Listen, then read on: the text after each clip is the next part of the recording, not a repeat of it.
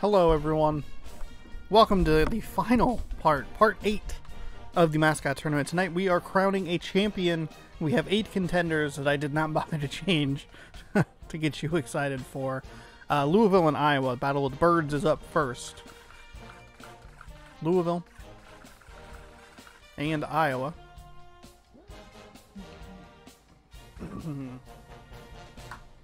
We have 8 potential champions here today. The predictions don't matter. Everybody's locked in with their placements, so we can skip that this time, even though I didn't yesterday, or I shouldn't have yesterday. We have Louisville and Iowa, and then we have Memphis versus UCLA, and then we have Florida and Georgetown, and finally we'll wrap up the Elite 8 portion of this with Miami and Ohio State, 2 teams that were really in control of their games. Miami with probably the biggest blowout of the tournament so far. They will compete for a spot in the Final Four. This is it. We're wrapping everything up today. Elite 8, Final Four, 3rd place match, and your championship game. That'll be the final game of this. And it makes it a nice even 64 games. So at the end of this, there will have been 64 times 3, 192 total games in these tournaments so far, and they're still as fun as the first time I did it, with the exception of that Miami-Weber State game because it was trash.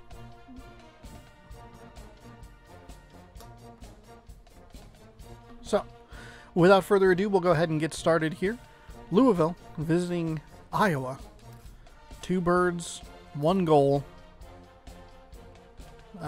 Win a championship. That's what the goal is. All-American, 10 minutes. We're going to Iowa City, Iowa. We're on the hardest difficulty. I believe I fixed my settings. I don't know if I did. Well, I guess we'll find out here. If there's a commentary track here. Honestly, I could have turned that on during the Weber State and Miami game last night. Probably should have. All right, partner, so here. Mother pooper. Settings. Preferences. Commentary volume is down to 0. I swear it loads some settings but doesn't load other settings. It's weird. Alright, here we go. You don't want them because you want me. My commentary. Here we go. Louisville, Iowa. Winners going to the Final Four.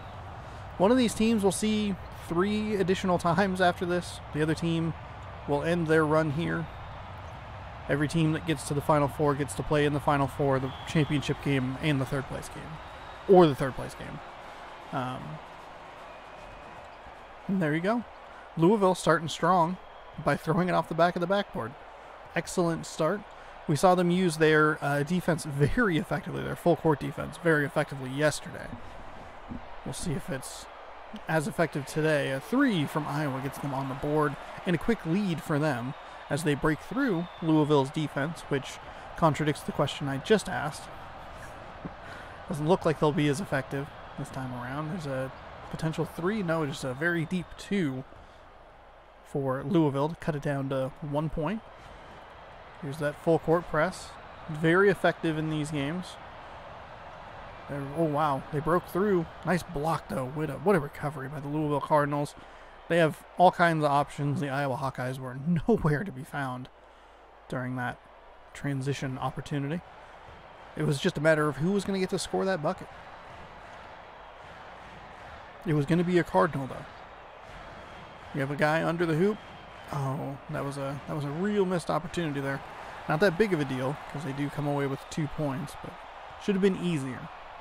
We saw that a number of times in yesterday's matchups of just teams that had like a wide open player that just didn't throw it to him for whatever reason. You know, like, I want this contested too. Louisville with a nice 3 there. Builds their lead out to 2, 7-5 here. So far, a good offensive game. There it is. There's the Louisville steal. You can see him just waiting there at the midcourt. Louisville was able to use their defense to effectively build a 9-point lead or so. Spin move. There he's open. The mid-court defender kind of drifted to the right a little bit. His left, our right. There's a 3 from Iowa.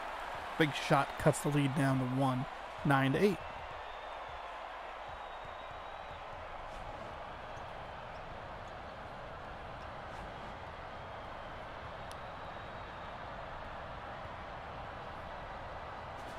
Five-second violation.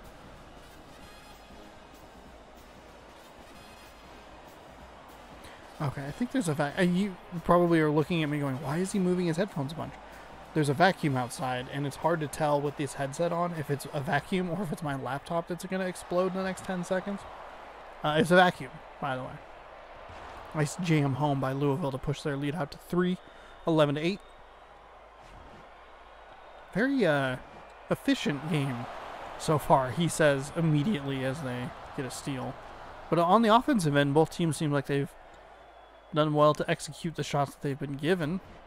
Iowa has a couple of turnovers here with this pesky defense. I mean, Louisville might be the pick here on the Elite Eight. Feel free to make your picks in the chat if your champion's knocked out, or I would not be surprised to see it come down to Louisville or Miami. Miami dismantled Weber State last night. Just absolutely tore them apart. Louisville looked very good. They're up 7 here with just over 3 to go. That was a really bad pass. That was the worst pass you could have made. Why are you throwing it back to him?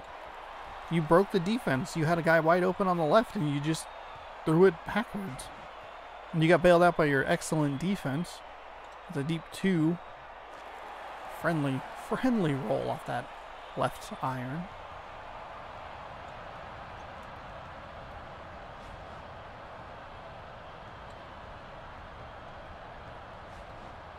(15-10) here. 5-point deficit. Now a 7-point deficit. Working their way up the floor. There's another steal by Louisville.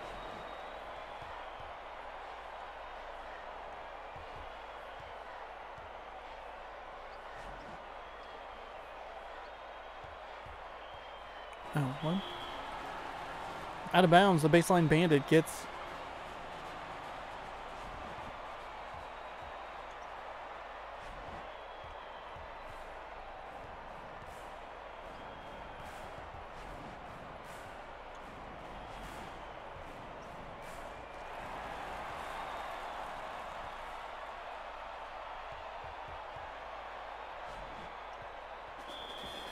Oh, out of bounds. Louisville ball. Stuck right on that line.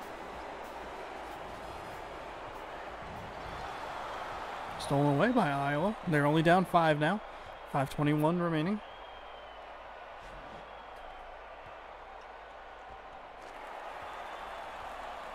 And as the basketball hits the nylon, now a 3-point game with 5:07 remaining. This hat is giving me a weird amount of trouble on my right ear. Another steal there. Oh, you know what it is? It's because I don't actually wear my right headphone. I wear a headphone and a half when I'm streaming. So I feel like people are just super fucking loud when they... Like, you put headphones on and, like, you're just like, I can't hear anything. Also, it's super bizarre because at work, like, people who work at a place that sells headphones they don't understand the concept of headphones. Both like how they work and like the social aspects of it. The offensive foul, where it got obliterated. Granted a foul there. Like if I'm wearing headphones, I don't want to talk to you, you know, or I'm listening to something and I can't hear you. So you should like not start a sentence, you know, unless you know you have my attention. Because there are a couple people that'll like, they'll just talk to you. And then I'll like pull my headphone off and I'm like, what? And they just keep going. They just keep on trucking through whatever the hell they were talking about. Okay, man. When I'm confused in 5 minutes or just don't do what you're telling me, this is your fault, not mine. Nice block by Louisville down low.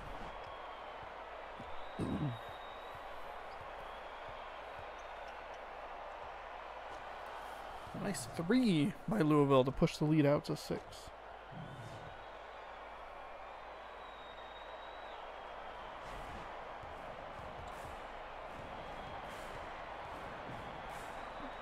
Why would a horse derby race be happening right now?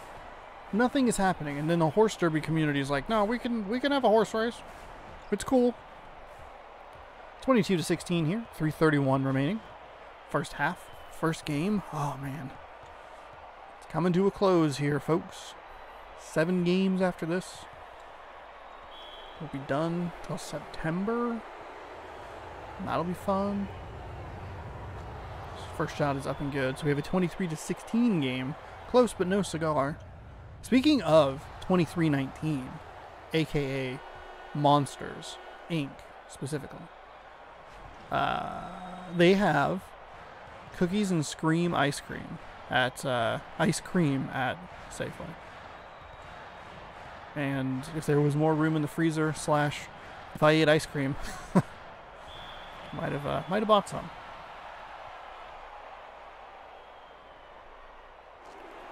(24-17) now. First free throw is good. They had that right next to some frozen. But it was interesting because it wasn't labeled as Monsters Inc. It was just labeled as Monsters. Because I think they're doing a TV show set in that world on Disney Plus, which is very exciting. As a big fan of both Monsters Inc. and Monsters University. There you go. Nice pass. Pass back. Up and in. 24-20. So we have a 4-point game here with Louisville ahead. Working it up the floor. Oh, nice flip up. No good. But off the left iron. So we'll go to the line for 2. Louisville feels like they're a team that's in control of this game, but Iowa is doing a good job at making it at least competitive, or feel like it's not quite as bad as it probably could be.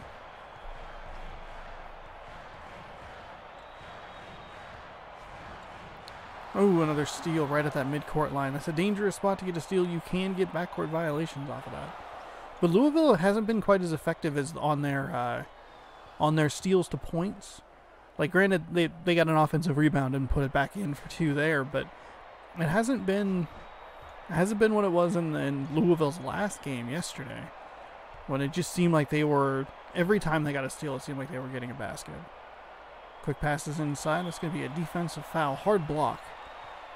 Probably see number 4 exit the game here with 2 fouls. The only 2 fouls that Louisville has had have been on that player. So an 8-point game. The first free throw is missed. There goes number 4. We'll see you on the bench, buddy. Iowa's going to work a little bit with a full court defense here. Not as aggressive as Louisville's. Also, Louisville practices against that all the time, I'm sure, so they know how to break it.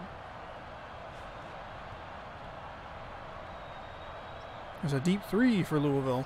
It's off the right iron. No good. So we get under 2 minutes here.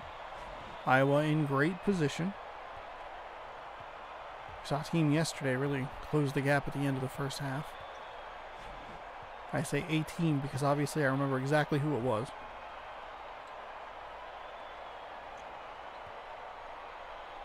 There's a block by Louisville. It'll go out of bounds. The players are weirdly aggressive about going for out-of-bounds balls like that. It's a clear block off Louisville. They're the last players to touch it. You get the ball back if you just don't do anything. But there have been so many players who are like, I got it, coach. Like, that's not what we want, Steve. I got stripped away. Oh, no. Louisville has 3 on the shot clock. Or, excuse me, Iowa has 3 on the shot clock after the ball was stripped away by Louisville. That's going to be a 35-second shot clock violation. So just a bunch of wasted time and nothing to show for it. The last thing you want to do if you're Iowa is give Louisville an extra possession.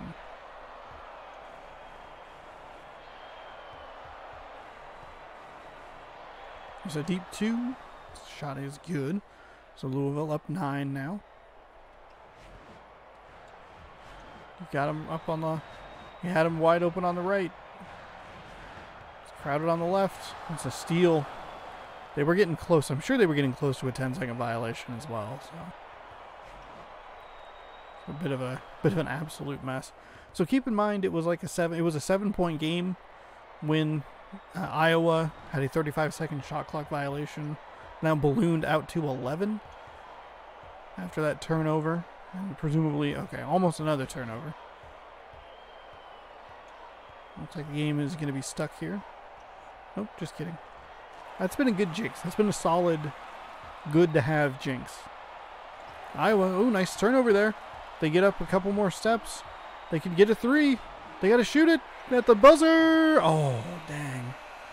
That was almost incredible. Almost. They were almost able to cut that lead down to 6, and getting the ball back at half definitely would have helped their case to come back in this game, but instead a missed shot and just stepping out of bounds.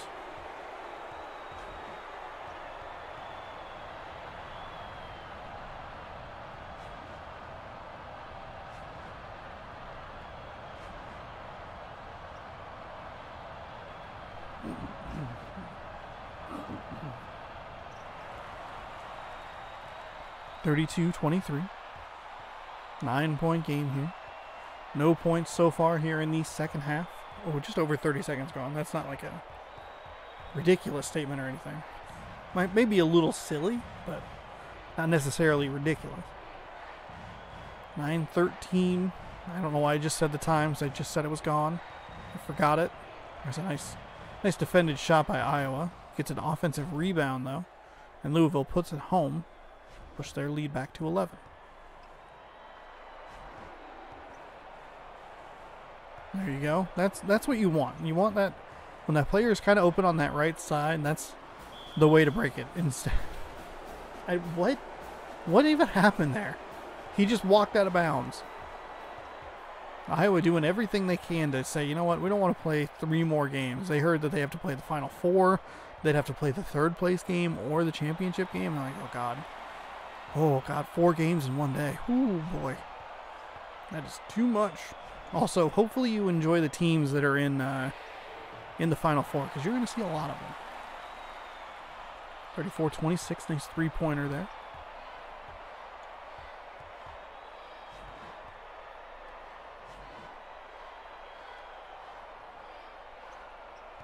Got Louisville right on that sideline. No such luck with the turnover for Iowa.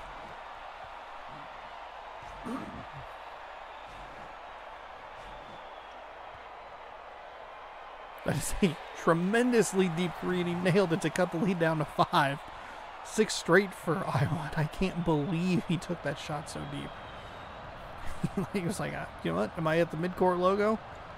Let her rip, baby! Uh-oh. Iowa getting a little bit of momentum here. Louisville's gone cold.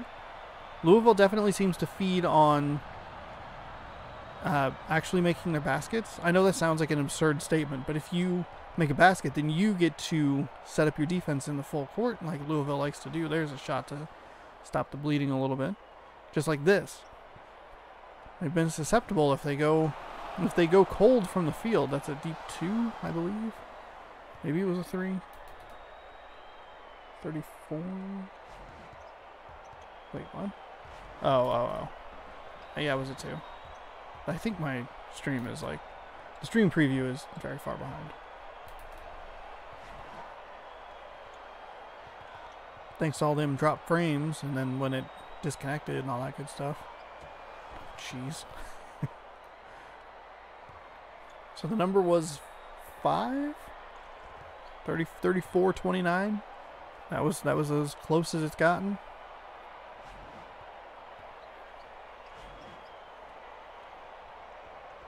There's a nice shot. It's up and in.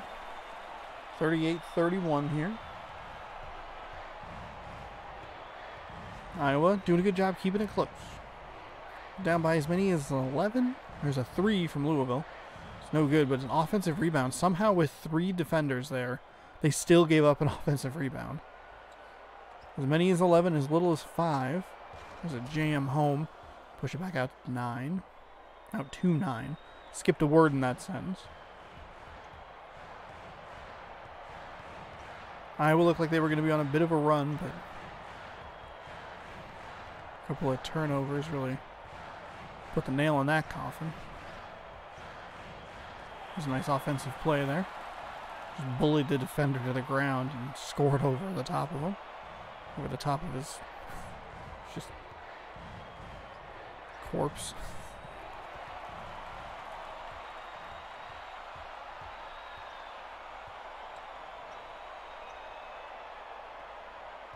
Oh.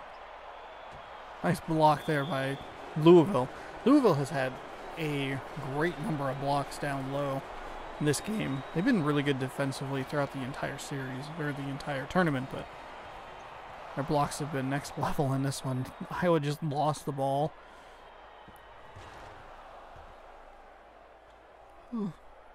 Pardon me. Stripped and slammed home. It looks like Iowa may have had their best shot at it yet. Another turnover there. Louisville causing all kinds of havoc. That looks like a foul just out of straight frustration there. When you're getting your ass kicked by 11 and you can't get anything going, and you turn the ball over 48 times a game, you're going to be mad. Going to be angry. That's a deep three for Louisville. It's out to 12 now. I may have said 11 when I meant 9. Because I'm a dum-dum. There he is, wide open on the left side. Or the right side, excuse me. There he is. There you go. Had the defender a step too far toward the midcourt. Or toward the middle. Toward the center of the court. You know what I mean. Another block by Louisville. Iowa recovers a loose ball. Able to throw up another hook shot and bury it. So a 10-point game, 4-12 remaining in the second half. Looks like we're going to see 4 Louisville games today. Nice block there by Iowa, turning the ball over. Oh, couldn't get the shot to go. Thankfully, an offensive rebound from the player who was streaking in on the right side of the hoop. Just nice inside pass. Affected the shot, but not enough to make it miss. Trading twos. 10-point lead or an 8-point lead for the Louisville Cardinals. Nice pass up the court. You got to have a guy wide open, instead it's blocked. He was wide. He was unbelievably open down low. It's going to lead to a defensive foul. And really just a terrible series of events there. Iowa had an easy 2 that then got blocked, led to a transition basket for Louisville, and then they gave up a foul. Not great. 12 points separate these two teams as the ball gets stripped away and Louisville gets another turnover. It's a matter of who's going to get 2 points out of their totals. It was that Cardinal. Probably named Billy.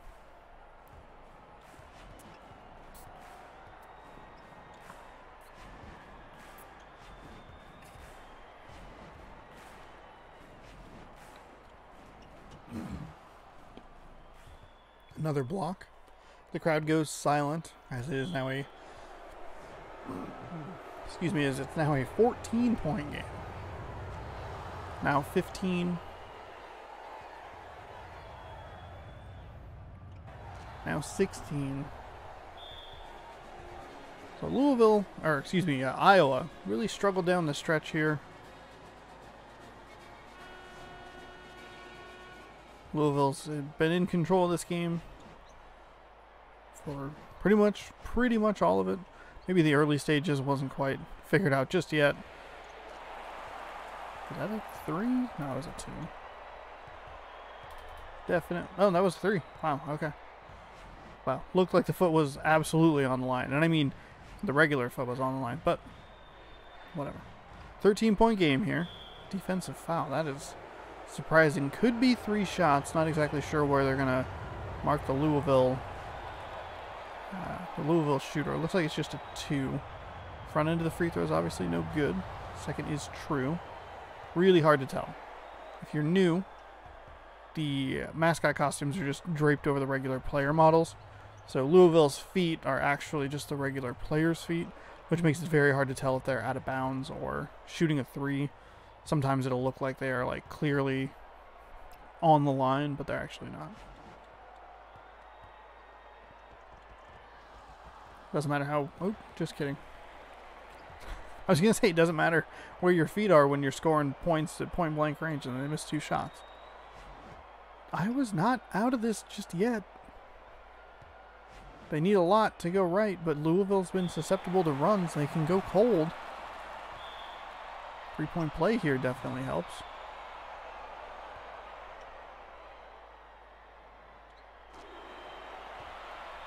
That's exactly what they do. Well, get down to 11.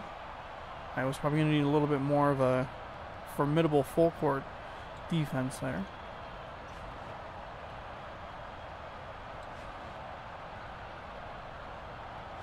Okay. They probably don't have much of a reason. Oh, almost a steal. Oh, they're going to get a turnover anyway. And unfortunately, he's behind the score box down in the right-hand corner. So a little tricky to tell what's going on. See what Iowa has dialed up here, but Louisville does turn it over. Oh, Iowa throwing away their opportunity to cut it down to 9, maybe 8 with a 3. Which 8 points is a lot. You need a lot of help, but 8 points is reasonable. We'll see if they foul at all. Should happen here in the next 5 seconds or so. Wouldn't be surprised if they kind of just threw in the towel, just called it good. That looks like it's what's going to happen. Deep 3 for Louisville is no good. Okay, maybe we see something here. Push the pace a little bit. Or hang out over there. Out of bounds. Iowa ball. If they could stop trying to steal behind the score box, that'd be fantastic. Iowa working with no pace here. No pace at all. None whatsoever. There's a block by Louisville. That's a fair way to end this game. 25 seconds left. There's no reason for Louisville to take a shot. And they'll just prance on in to the Final Four with a nice with a 54-43 victory. Let the clock run out here before I make it official. Louisville in control of this game, especially in the second half. And they will be rewarded with a trip to the Final Four. We will guaranteed see them at least twice more. I said 3 times. No. Yeah. What? Why am I dumb? 54-43. Louisville. Moving on. One task at a time. I may have left this screen on too long. Are you saving? Hello? Just hang on. Hold on. F5. Final Four. Oh, I was counting the championship and the third place game individually.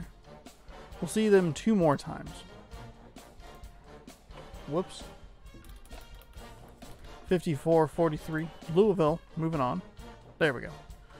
Left the... God forbid I leave it on the... I leave the web page on for longer than about 5 minutes. The challenge website doesn't run super smoothly.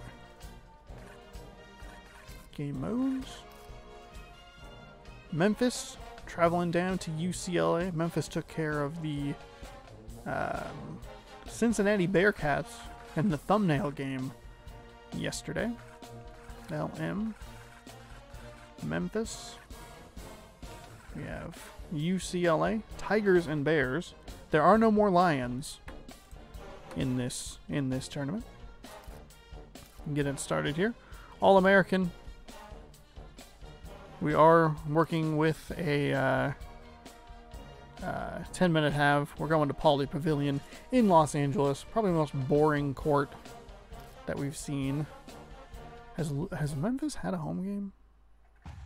Oh yes, they had 2 of them, in fact. I believe their second game was when Iowa State forgot that their foul could be foul problems in the first half. I don't know, that sentence was broken as shit. Just my brain just broke. All right, Memphis, UCLA. Here we go. Tony the Tiger looking to continue their run. Tony the Tiger. The Tigers, I will say Memphis and Florida would be 2 pretty good teams to have continue on. Get a couple more games out of them. They're good-looking mascots.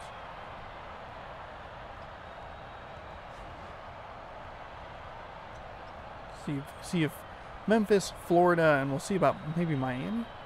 I don't know how far Ohio State really needs to get to look at those ugly Buckeyes for another another hour and a half total. Elite Eight, Final Four, and then yeah. I double checked on my fingers. Like, yep, it's just 3 games. Memphis missing 2 free throws. That is a bad start for them. Good start for UCLA though. Up 2-0 here in the second game of the day. Looking to punch home floor in the Final Four against a very formidable Louisville team. Louisville, whose best finish I believe is 4th. They finished 4th for sure in March. I don't think they did any. I don't think they did better in September. If I remember, they had 9 games, so they must have gotten eliminated at the Sweet 16, because you get 6 if you go to the championship or the 3rd place game. So if they had played 9, that would assume that they won 2, which would put them through the round of 64, through the round of 32, into the Sweet 16 where they would have lost.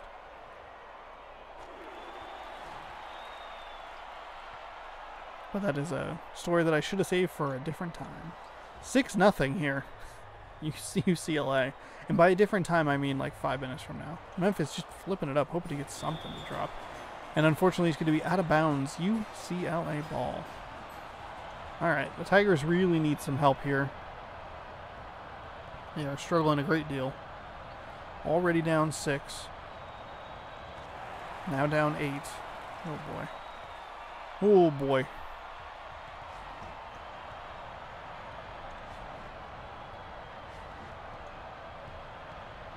See what they have? There's a cluster of Tigers and Bears in that one spot. Bears or Bruins. Tigers and Bruins. There's nobody really down in the paint. They're working outside. Got one guy kind of in the area, I guess. Run a little pick and roll maybe. Gets blocked from behind. It's going to be a turnover. UCLA is going to come away with the ball and an 8-point lead.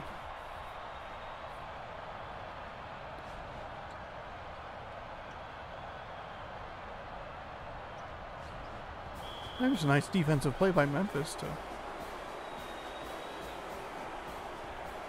get the possession back. Still looking for some points here. Almost 3 minutes gone in the first half, and they have not hit a bucket. Even some of the other more offensively challenged teams have gotten a goaltend to go there in their favor. But there you go. 3 minutes in nearly, and we have a Memphis bucket. Shout out to the vacuum cleaner. It's back. UCLA responding with 2 of their own, push that lead back to 8.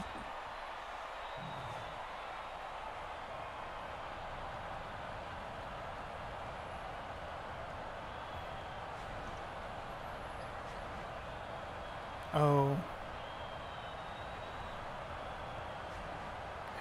I think the dog wants him. She doesn't like the vacuum cleaner. Oh, that was not a word. Nice little friendly roll there for the Memphis Tigers. Dropping in, look like back-to-back buckets there. Holy moly.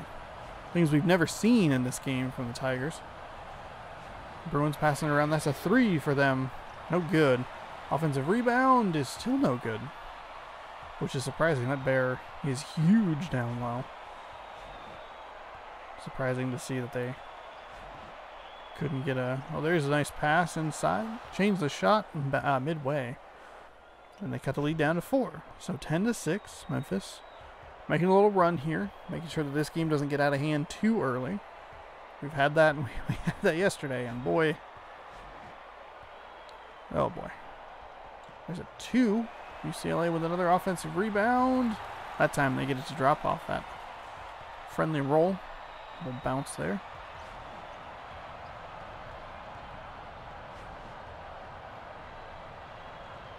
There's a shot that's no good off that right iron. UCLA, Memphis doing some good job. Oh, nice job with the defense there, Memphis. That was a bizarre pass and more theatrical than it really needed to be. Tiger with a spin move. Down 6. There's a little mid-range 2. long range too, maybe. 12-8 now.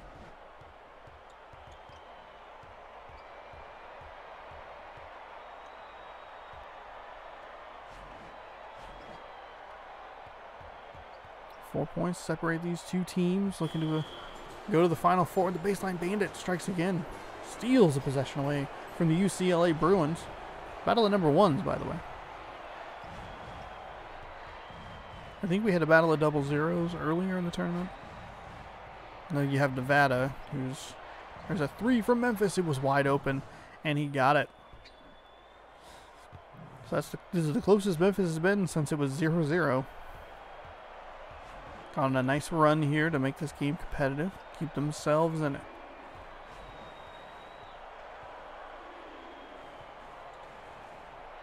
Oh, pump face the three. That's a big three for UCLA. The defender didn't even bite to like jump or anything. He just wandered away. I want no part of this, sir. Shoot your three. That's exactly what he did. UCLA trying to steal the ball. Memphis. They get it. Yeah, recover the loose ball, I should say. Got a guy wide open in the corner. Had a guy wide open in the corner. Big on big, down low. Floater no good. Rebound to UCLA. Under 4 to go here. Memphis worked really hard to cut this down to 1. I can't let this get right back out of hand. Again, another one of those sweet flips behind the back. No reason for it. Technically, it does look cool. It looks cooler when you're winning, though.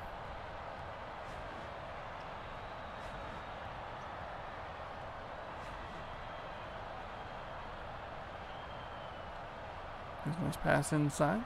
Little hook shot floater is good. So 17-13 here. Memphis going to work with a full court defense, kind of ish. One-on-one. Bruins take a little longer to get up the court, but that's about it. Doesn't really lead to much of a turnover opportunity or anything. It's just a one-on-one, player-on-player sort of thing. No sort of trap or anything. Memphis, a lot of players on that half. Nice alley-oop there. Cuts it down to 4. Under 3 to go.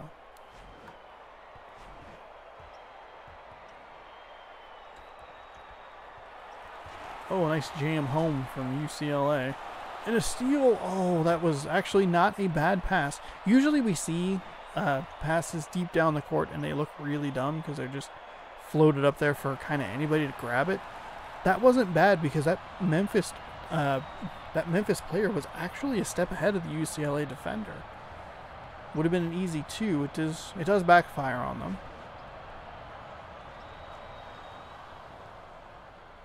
Excuse me, but it's not a terrible idea. There's a nice steal from Memphis.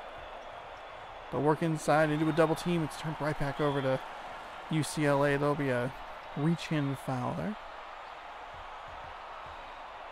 Memphis not able to close that gap anymore.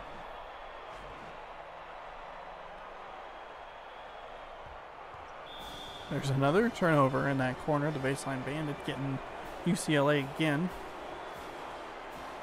That's a bad pass down court. It worked, but that was just a lob. That was just a hope and a prayer. I don't know why they did that. They had a guy right in front of them that would have been totally fine. Memphis has trailed this by as many as 8? 10 maybe? No, I think 8. 8 is the max. They've cut it down to 1. That's out of bounds. Memphis not able to take advantage of UCLA's mistakes. A couple of turnovers down low for UCLA. There's a 3, perhaps. Yes, indeed. A 3 for Memphis will cut the lead in half to 23-20. Just over a minute to go here in the first half. Memphis doing a good job keeping it close. Trying to force that guy back down to that corner, that left corner that he's walked out of a couple of times. Instead it gets passed inside. It is a foul. First free throw is good. The second free throw, ooh, very friendly bounce. I thought that was going to pop out the other way, but instead it went down and counts. There's a pass inside. Nice little move there. Put the shoulder into him. Went around. Bam, bam, bam.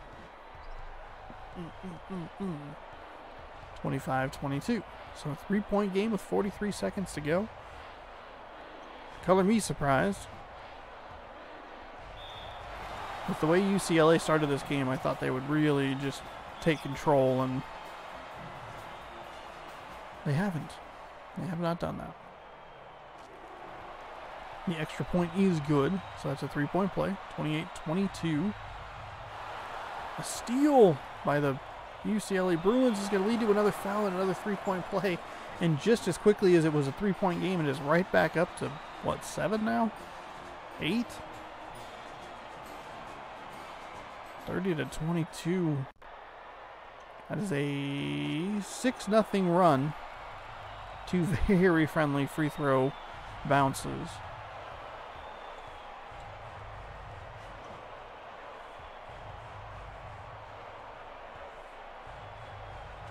Another block inside. Another block inside. Finally going to get fouled. After the third attempt, Memphis will go to the line for their own 3-point play. Memphis Tigers have had this problem. They've gotten the lead down to 1. They've gotten the lead down to 3. And they have immediately let it balloon up to 8, up to 7, you know. Just they can't keep pace. There's a friendly roll. 7, 6.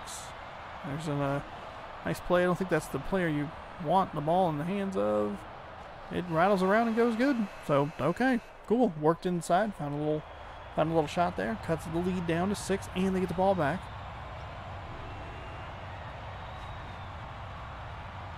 Careful on that sideline. 33-27 is your halftime score. UCLA scored a lot early. It was a little, oh my god, a missed dunk from Memphis to start the second half is not a good sign. Ooh, just rolled off the back rim, no good. So same score, different possession. We'll see if Memphis tries another dunk or if they've been scared. It's a very deep 2 that's off the left iron and no good. It's going to give UCLA a fast break opportunity. Memphis does a great job defensively to slow that down. Passes it back outside. The loose ball is gathered by UCLA. A one-on-one defense out by the 3-point line and somehow finds space between 2 defenders to push the lead back out to 8. I don't think it's been any more than 8.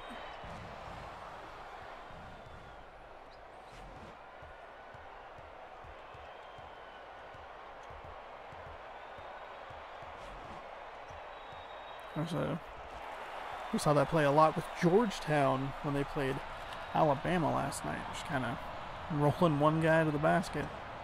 Setting the screen. Memphis now down. Still down 8, I should say. It's a little bit of an alley-oop sort of play. Cuts the lead down to 6. UCLA's been in control. Memphis has threatened twice.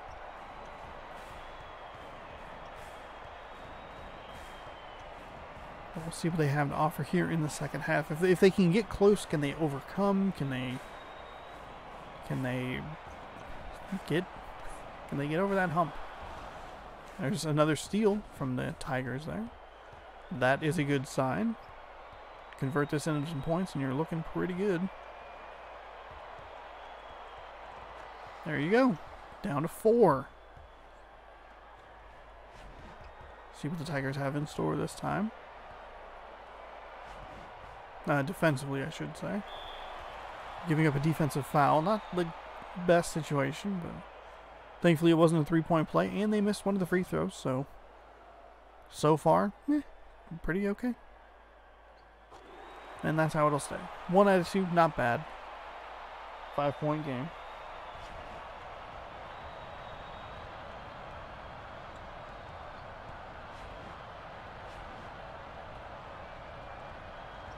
Oh, he can't respond with an out of bounds off the back of the backboard. 1, 3, and 4 now is what Memphis has closed it down to. Okay, there they go. Keeping pace at least.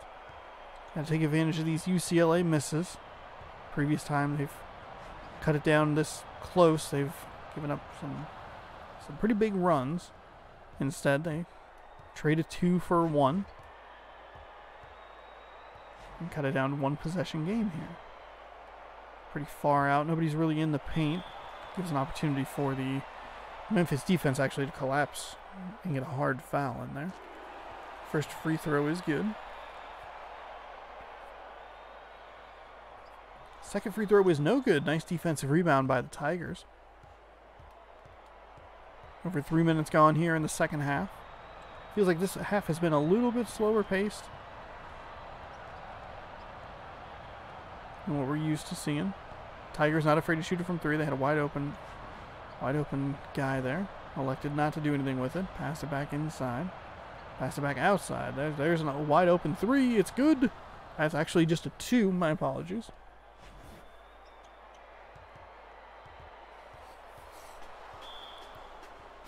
And a backcourt violation.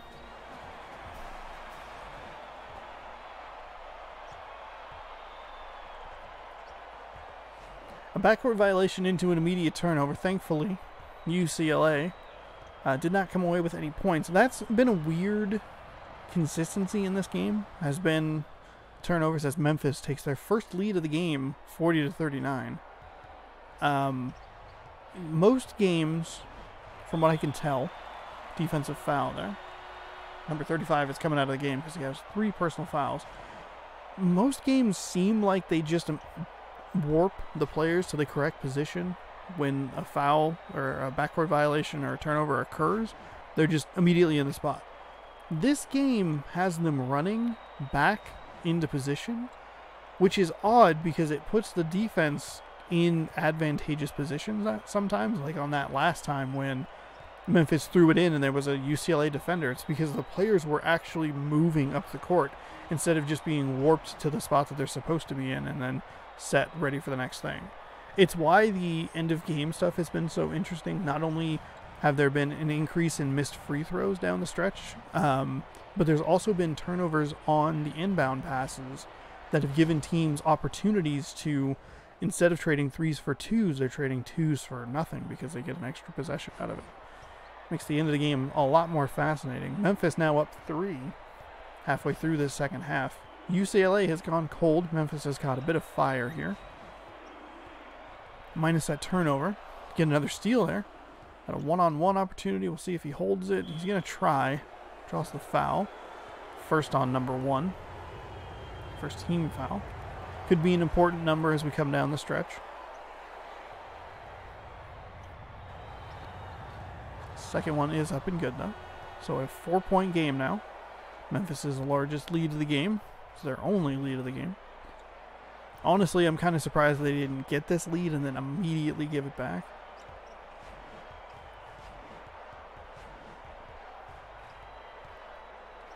Oh, another turnover for the Memphis Tigers. There's another hard foul. Number 1 picking up his second personal. Second team foul. Memphis pushes their lead out to 5. And that's how it will remain. Memphis not great from the line. They missed their first 2 free throws.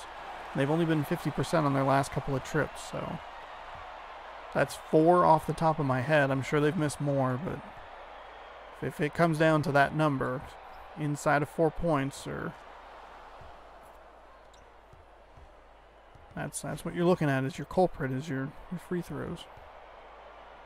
Maybe not necessarily the 2 at the beginning, but the 2 definitely in the second half with the lead. You really gotta hit those.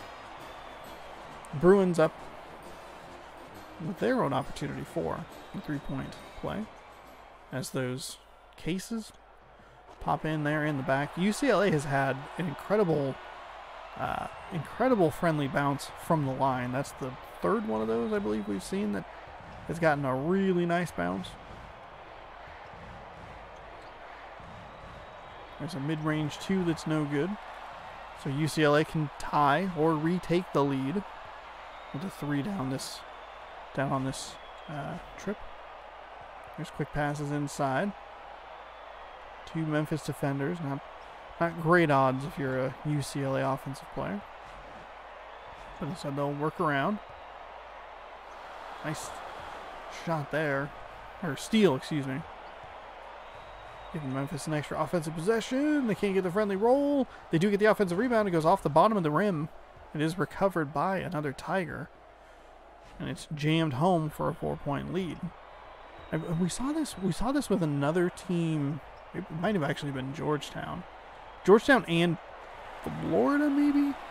A couple of teams that just kind of hung around long enough for the other team to go cold and for them to catch a little bit of a rhythm, a little bit of heat. Give themselves an opportunity to really take the lead at the end of the game, which is obviously the only time you ever need to take a lead. There's a shot that's no good. UCLA can't seem to get over that 2-point hump there. They're right there. They've been in the lead pretty much the whole time. That's a deep three from Memphis, and he's got it. Oh my goodness. Saw that in the Iowa game as well. Just a deep three. You figure most would pass up. They're gung-ho from back there.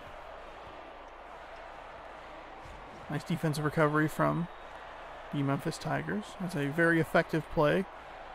Running a little three-point specialist down by the baseline and out around to the three-point line. Almost stolen away by the Tigers.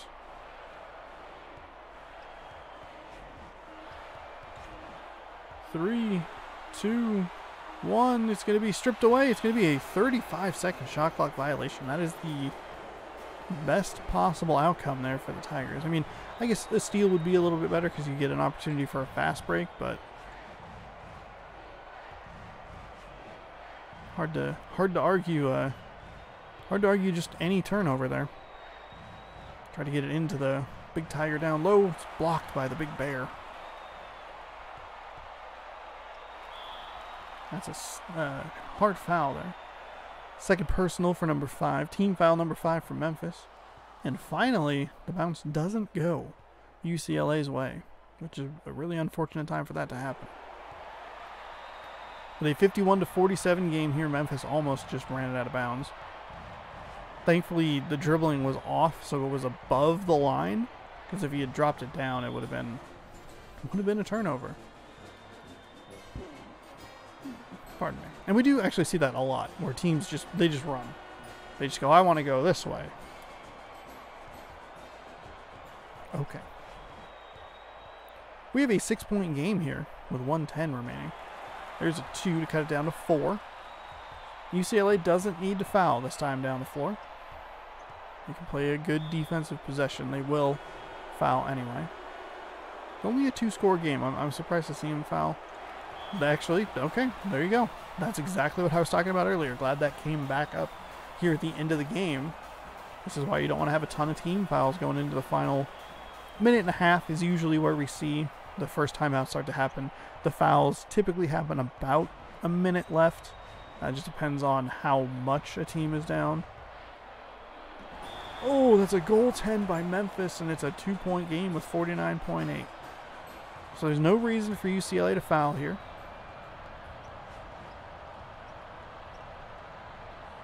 Memphis, 2 quick passes inside. That's going to be off the side of the backboard. No good. Oddly enough, not called out of bounds. We saw a weird one yesterday where it went off the backboard pretty similar to that. And I was surprised that it was called out of bounds. So there's a 5-second difference between the shot and the game clock. UCLA passes it up the floor. Now across midcourt. Memphis up 2. UCLA out of bounds. It'll remain their ball. The Tigers try and steal the win away from the Bruins, a team that has been in charge for most of this game. I know Memphis has had the lead for a little while out of bounds. Still UCLA ball. Last touch by Memphis. We have 15 on the shot clock, 19.5 in the game. Coming down to it, 2-point game. A lot of traffic down there. Looks like they're going to run somebody around for a 3-pointer maybe. Nice defense by the Memphis Tigers. There's a 3-2. It's off the board, no good. Memphis is going to get fouled with 3.8 remaining. It's not over. Okay, it actually is over. Okay. UCLA can swipe the ball away, but they had too many fouls to give this one will put Memphis on the line, but with 0.7 seconds remaining, there's nothing for the Bruins to do but sit back and watch the free throw get missed, but it doesn't matter because the game is over, and that means that the Memphis Tigers are moving on to the Final Four. What a game. What a game. Memphis is on their way. Congratulations to the Memphis Tigers. We have Florida at Georgetown coming up next. Game number 2 of 8. Or 3 of 8, excuse me. 0.7. That ended really quickly.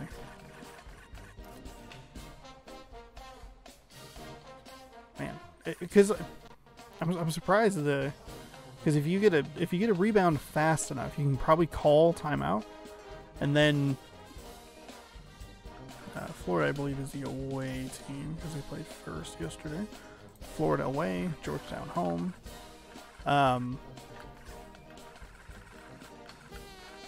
What was I gonna say? Oh, because I've seen in the past where it's like 0.2, 0.3 seconds remaining on the clock, and you basically throw it to a person who is in motion to get it off as quickly as possible.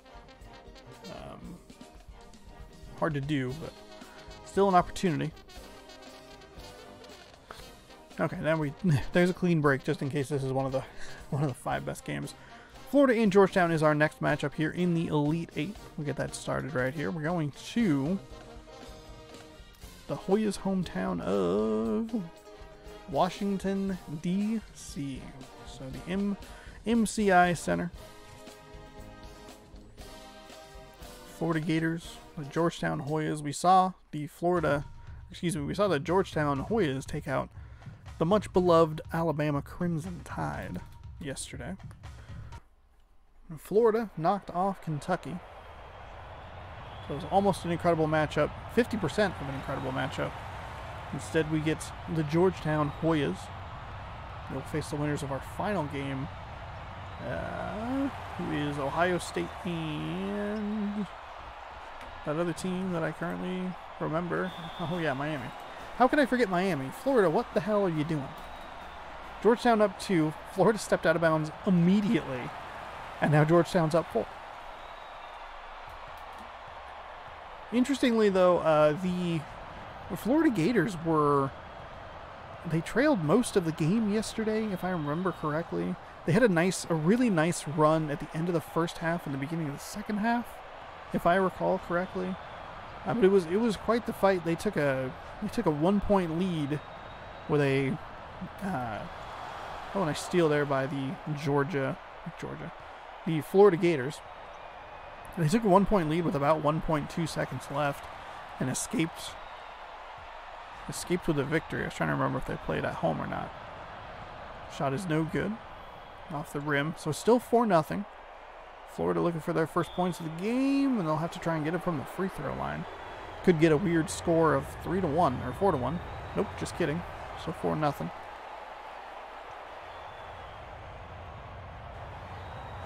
Okay, there you go. 4-1. The ever so rare 1-point first point of the game.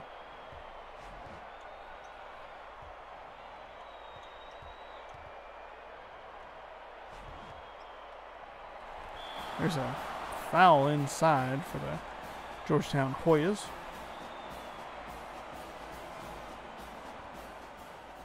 So they look to push their lead to 6.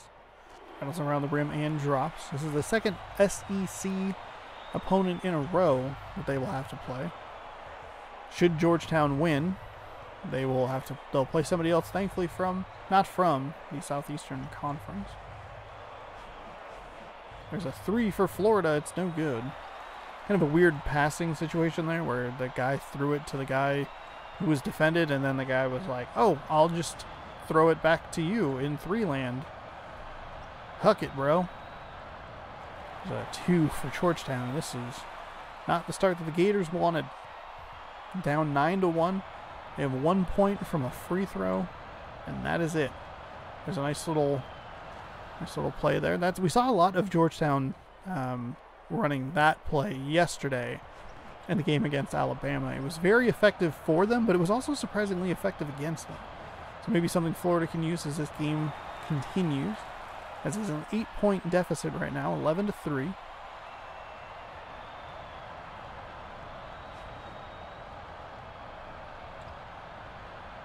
There's a 3 from Florida. It's good.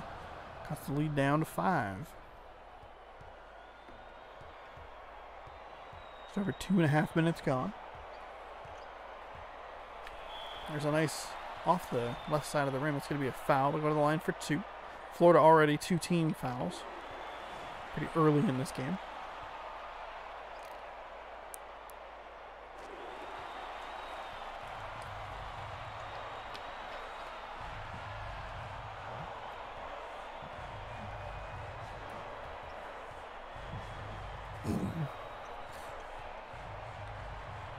Nice inside play, got around the defender there. Nice throat clear by me, so I sound like a normal human being. So we have a 13-8 game. Rolling around to the outside there. Looking for a 3. Nothing doing there. Nice defense by Florida. And an even better defense there to pick off that pass. Kind of a little lazy little floater there. Back outside. Georgetown defends well. Shot is up and good. So Florida has now sliced the lead down to 3.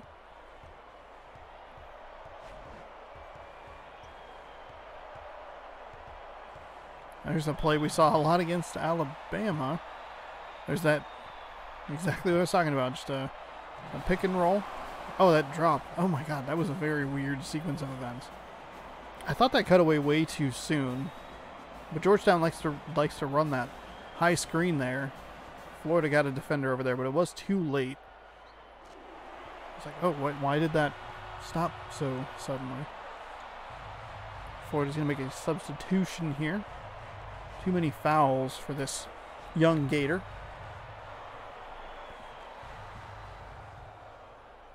Pardon me, as they make it. Make it a 4-point game. That was Georgetown. Nice inside pass. Great block by Florida. Didn't say.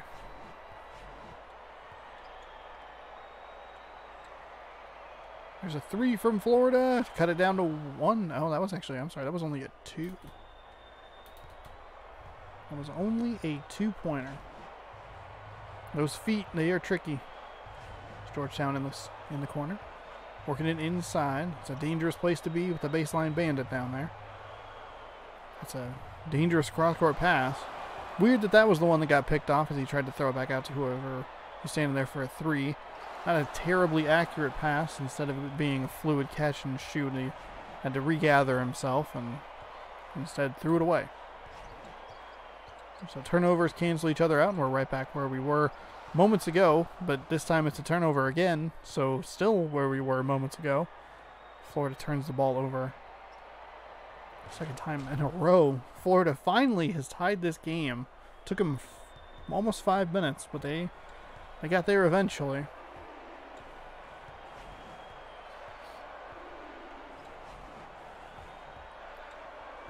Georgetown been in control the whole time. And the baseline bandit gets him. He shuffled his feet a little bit too far to his right. Stepped out of bounds. Florida opportunity here to take the lead. They've been down before. They've been able to make a comeback in the past.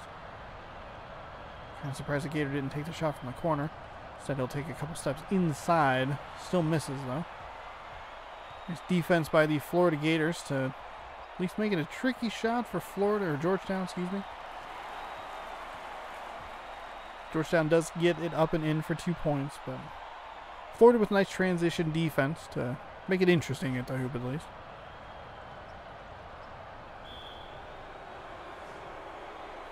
Two passes inside. Worked well usually. Led to a block and then a foul.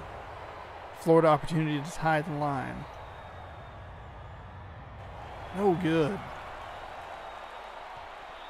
Another fast break opportunity. Oh my gosh, Evil Space Bunny is raiding with a party of 21. Evil Space Bunny, hello. Welcome everyone. Welcome in to March Mascot Madness. There's a spaceship. Woo! Hello. Hey, hey. Hi. How's it going? I saw you were playing Doom earlier.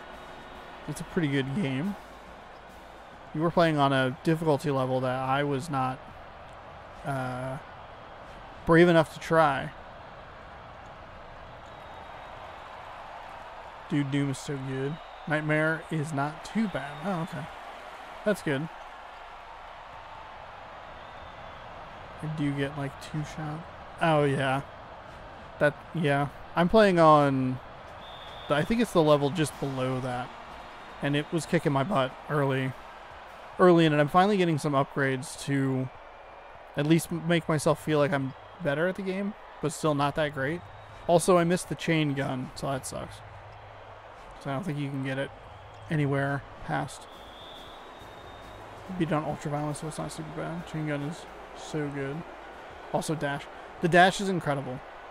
I was watching, I caught you playing a little bit before I started streaming, and I was like, oh god, if she had the dash, this would be so much better. And I heard you being like, I just want the dash, give me the dash. Once you have it, I don't think you can go back from having it. Like, I can't imagine going back and playing Doom from 2016 and being like, there's no dash button. I need that. Foul. So Florida's given up 5 team fouls, which is terrible with 3:06 remaining in the first half. If Florida fouls 2 more times, they will send Georgetown to the line for a 1-and-1 instead of just passing it from out of bounds. Working it around. We have a 22-19 game here. I replayed 2016 Doom before Eternal, and I'm really glad that I did. Because I don't know if I can go back. Like, I was thinking about going back and trying to clean up some of the achievements on Xbox. But I don't know if I'm going to want to do that. Just pick up collectibles and stuff. 22-19. Under 2.5 to go here. Thank you for the raid, by the way. Welcome in, everyone, from Evil Space Bunny stream. Hopefully you enjoyed it. I enjoyed what I saw of it. It was good. It's a little bit of an adjustment for me watching someone play on PC, because I'm used to watching people play on console. So I was like, oh, there's a lot more movement here. 24-19 now. Florida, it got close. They tied it, and they've just kind of given up the lead since. Not great. They're doing what... oh, shit. Who just played? They're doing what Memphis did in the last game, where they got close and then gave up the lead. Got close again, gave up the lead. It's not great. However, Memphis did win their game. They're on to the Final Four. Florida with a beautiful return jam there. Set it down to a 3-point lead. I don't know where that sentence was going. It started one way, and I'd lost track of it and was like, recover. Oh, dear God, recover. It's a nice, easy layup for Georgetown. And a pretty bad pass there by Florida. I don't know why they throw it down the court like that. There's no reason. There's a minute and a half. They have all kinds of time. And the player wasn't ahead of anybody or behind anybody. It's just an errant pass that gives Georgetown an extra possession. Fortunately for Florida, nothing comes of it. And it remains a 5-point lead.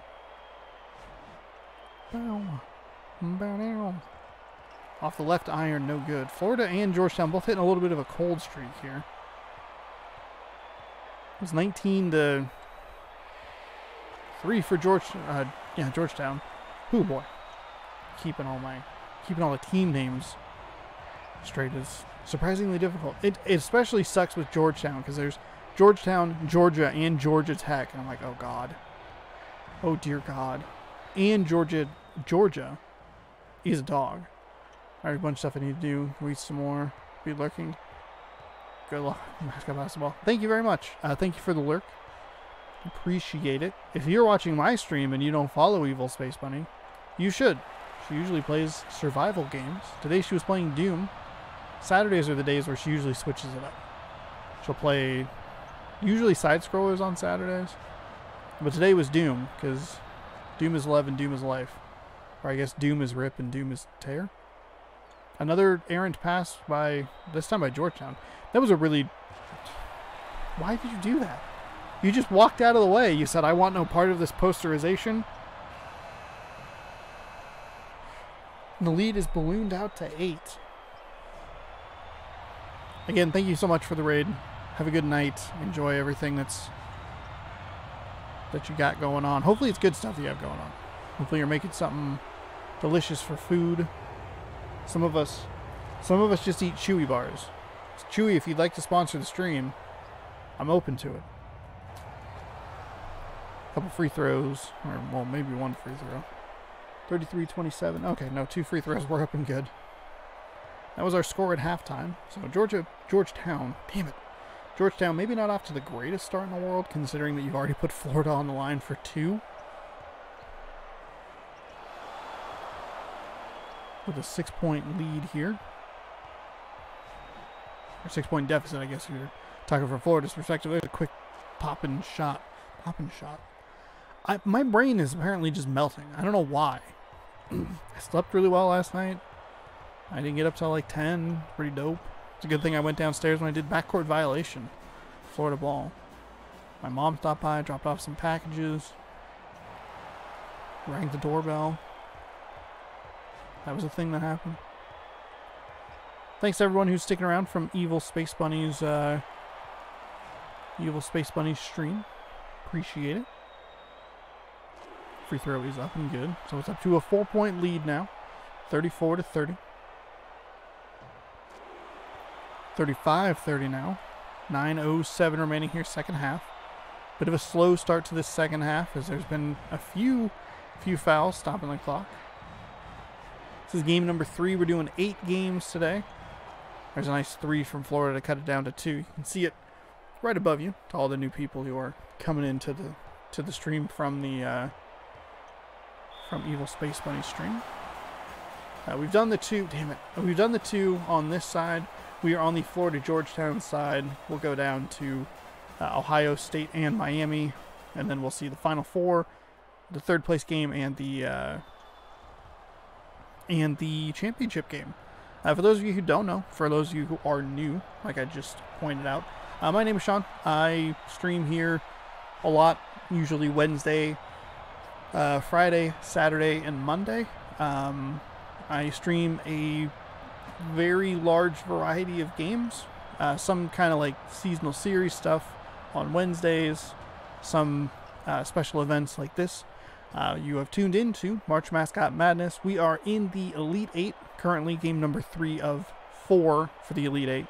And then, like I said, we'll do the Final 4, the 3rd place game, and the championship game, all happening tonight. The games take about 30 minutes or so. Maybe a little bit less. I don't know. This game seems to have a really nice pace to it. But I may just forget because we do this every 6 months or so. If you want, you can look at the bracket, which is right below. It's the link you can click and see what's been going on. I do this in March. I do it in September as well.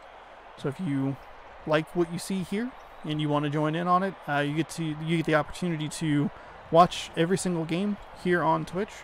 And you can also fill out a bracket. So even if you don't like sports, you can fill out a bracket, and then all of a sudden you care. Maybe you like Gators instead of Hoyas. Okay, pick a Gator, and then get invested and hope that the Gators win. Or if you're like me, you root for the Elephants and the Cougars. There you go.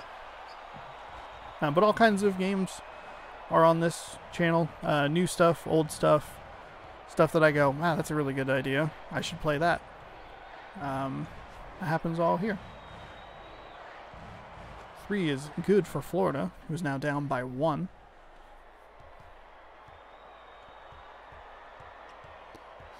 We have, I also have a series that I do.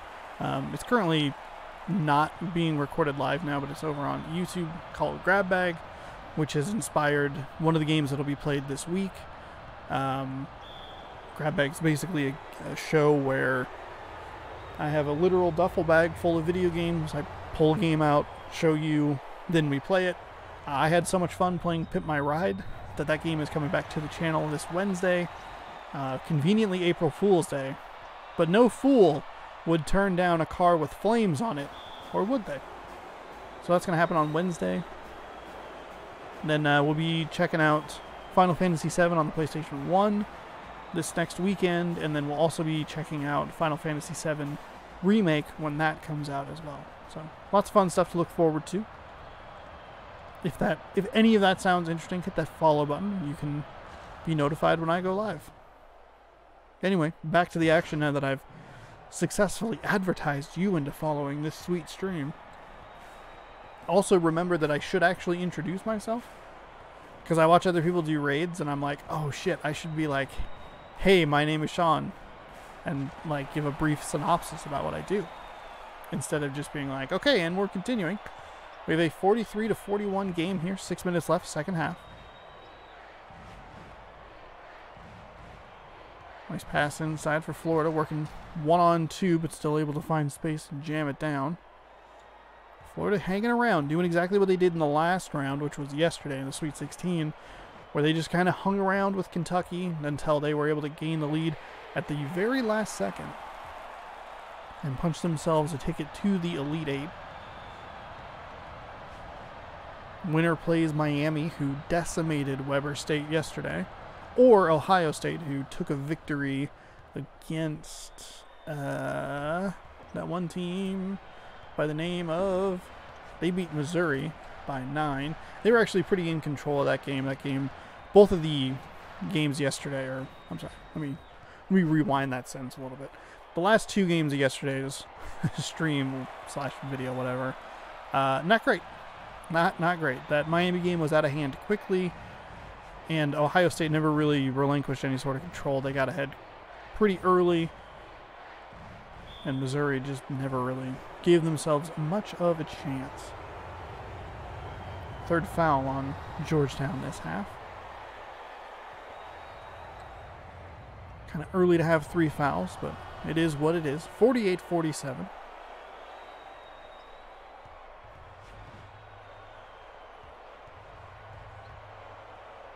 One-point game, halfway through half number 2. Game number 3. 5 more after this. Thank goodness I went and bought a big old Mountain Dew today. Get that caffeine in me, get that energy in me. Whew. I may have run out of steam slightly at the end of yesterday's stream. Thankfully the games weren't terribly good. Georgetown almost stepped out of bounds, but they got rid of the ball just before they did.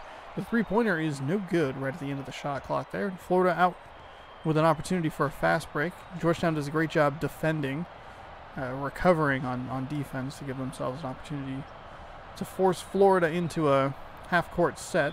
There's a... Did that go in? Did that go in? That looked like it was going to drop. That's the only error with this game. I don't know if it's an error. The only thing that can be a little frustrating is sometimes when a player gets fouled and the ball sometimes looks like my brain. Sometimes the ball looks like it's still in a position where it might drop. The camera cuts away super quickly. But it also is maybe just the camera angle, and the graphics aren't super great because this game is not meant to be displayed on a monitor at a 16:9 ratio. So it can be an optical illusion. Florida here with a 3-point lead, and we're seeing something similar to what we saw in the last game, where we saw Memphis just hang around, and eventually take the lead. Memphis took the lead with about 5 minutes remaining, and they never gave it back. Florida here has the lead with about 3.5 minutes to go, and they might give it back. We don't know. We'll find out. Also, Florida may have had a lead earlier in this, and I was not watching or paying attention. Hard to commentate and read chat at the same time, but I love it. I love it. Nice steal by Florida, up by 3. Nice pass inside, and that's an easy jam to push the lead out to 5. UCLA, though, in the last game had a couple opportunities to make a comeback. They didn't, but doesn't matter. They're sitting at home now. We'll see Memphis taking on Louisville after the next game.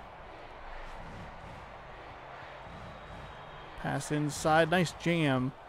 Reverse slam there, keeping that lead out at 5. Georgetown's been able to respond, shrink to 3. They push it back out to 5.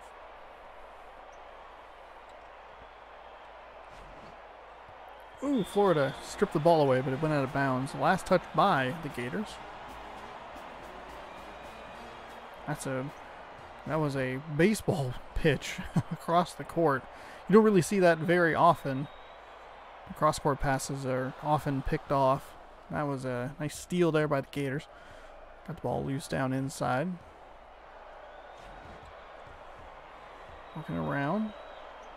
Florida working with a little bit of an alley-oop. It's a weird play that we see a lot. I don't know what to call it. An alley pass, alley layup is typically what I go with, but like they want to go for an alley-oop, but the player changes their shot in the middle of the animation, and then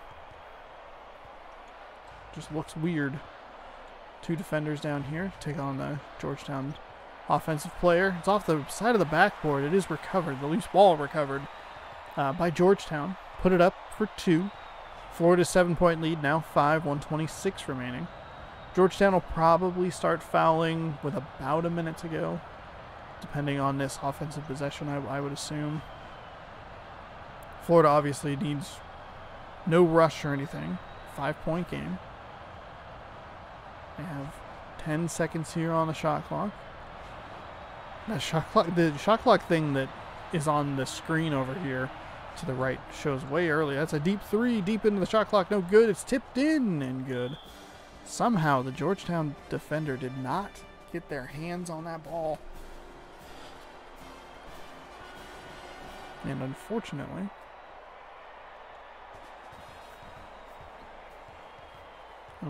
they gave up 2 more points. So they're down 7. Take a timeout. Thankfully, the timeouts are very quick. That was my number 1 concern when I originally started this. As we see Georgetown start to intentionally foul. They have 2 shots at maybe stealing an inbound pass. 1 more shot at maybe stealing an inbound pass. No. Florida will go to the line for 2. Or for a 1-and-1 opportunity, my bad. 1-and-1. Now they'll get a second shot here.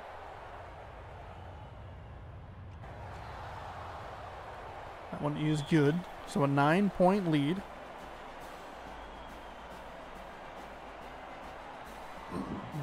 But going back to what I was saying earlier was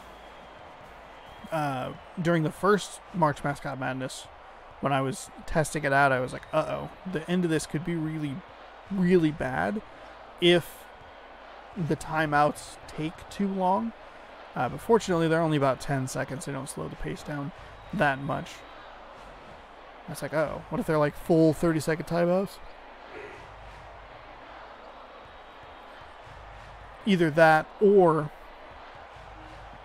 the timeouts require some sort of intervention with a controller, which that is the more preferred method. But because obviously I'm not playing this; these are computer players, which is probably something I should explain. But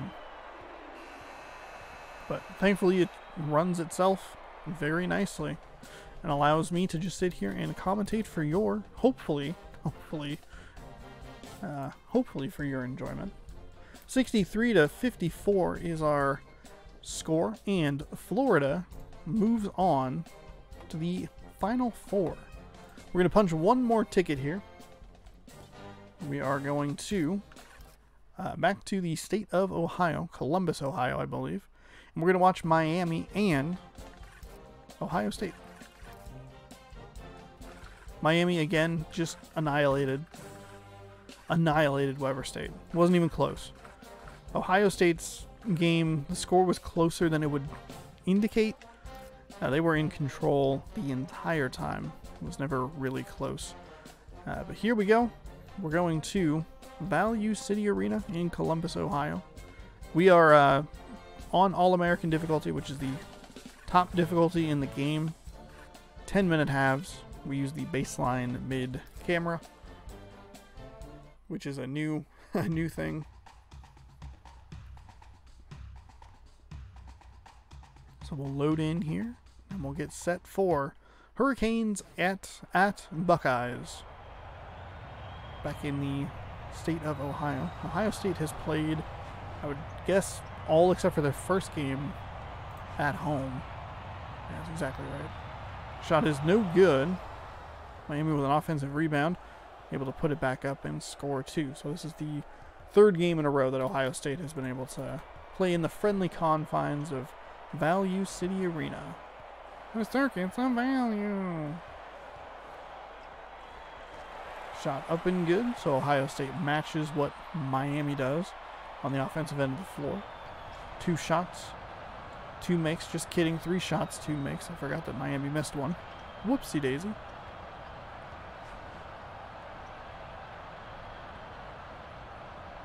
Ooh, stolen away by the Ohio State Buckeyes. They'll look to get it forward. They had a guy on the left. Oh, he took a hook shot. Technically not a bad series of events, but also, like, pass it to the guy that's open? Maybe? This might be the... I wonder if this should be the thumbnail game. Ducks and Buckeyes. Buckeyes, which are literally just the head. It's just a dude in an ugly striped shirt with a head. Pretty awful if you ask me. 3 for Ohio State is good. But we used to play with Buckeyes all the time when I was a kid. And then I was talking one day to somebody who was like, what is this? And it was like the shell of a Buckeye. And I was like, oh, that's a Buckeye. I don't know, was this like a scientific breakthrough? They're so normal to me that I just know what they are. Anyway, they're jamming it home on some Hurricanes here. They are rocking the Hurricanes as you would, in fact, they're rocking like a hurricane. Rocking like a hurricane. We're going to get copyright because that was just too good, you know? Spot on. Alright, we have a 9-4 game. We have a 5-point lead. Just over 2 minutes gone here. Ohio State taking control of this game. Miami looking like frauds. They beat Weber State and Utah and then had to fly to Ohio. Shot is no good. A lot of Buckeyes down there, down low for the rebound. Passes forward. Got a guy wide open in the corner for 3. He'll take it, and he'll make it. I was going to say bake it, but that doesn't make any sense. He's baking those 3s, I guess. They're like chocolate chip cookies. Sniffing, checking for raisins or something. But it's 12-4 game. This is almost the exact opposite of what Miami dealt with last time. And this is another early lead for one of the teams here. As Ohio State has 5 shots at it. Camera cut away a little bit quickly. Could have dropped. Probably wasn't going to. Look like it was going to roll off the rim. But a 13-4 game. And could Miami be involved in 2 stinkers back to back? We'll find out. As Ohio State working with a little bit of a mid-court defense. Trying to trap the Hurricanes. That somehow was not an offensive rebound. I can't believe that was actually a defensive rebound. It's going to be a defensive foul. So my Ohio State, going right back to the line. Number 22 will more than likely come out of the game when the possession changes. 2 fouls, accounting for both of the team fouls. Both free throws missed, though. Miami will take a timeout. They will sub number 22. Frankly, if I was the coach, I would have let him play on the offensive end. Maybe tried to find a little bit of a cleaner thing instead of burning a timeout early. Ohio State now working with a full court press here. Miami able to break it. God help us all if it's a Ohio State Louisville full court press championship game. Oh my God. Miami can't make a free throw either. So they're repaying the Ohio State missed free throws with a missed free throw of their own. So they do make the second. 14-5. 9-point game. Peels back, trying to push their way up the floor. Back across. There's a nice inside pass and a huge jam to push it back to an 11-point lead. 16-5. Miami has looked just awful to start the first 4 minutes of this game. Obviously plenty of time. We've seen many comebacks in this tournament. We have even seen a couple today of teams just kind of chipping away, hanging out long enough to give themselves an opportunity to take a lead at the end or near the end.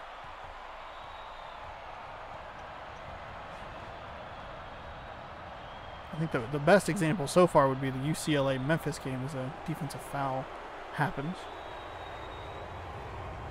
Memphis was down pretty big early, just chipped away, hung around, took the lead with about 5 minutes to go, and never relinquished it. We just saw Florida take a lead with about 3.5 to go, and not give it back. Got a guy wide open for 3 over on the right as the Miami defender got knocked down. And get the ball quickly enough to him, and ends up being almost a turnover. Got stripped away. Loose ball was recovered by Ohio State. Just a big mess right there in the middle of the floor. It's a bigger mess over on the right side of the floor with 6 Buckeyes and Hurricanes just hanging out. Ohio State had it stripped away the last second. It's a 2-on-1 opportunity. Great defense by the Buckeyes there. Offensive rebound is still good, though. Their offensive rebound is put back, I should say. And Miami now trails by 9. Ohio State working someone around for a 3. They're going to take it. Off the left iron, no good. Defensive rebound, Miami. They'll get out to run. 2-on-2 opportunity. They'll take the contact. They'll go up. Go out to the line for 2 shots. First one is good. Lead down to 8.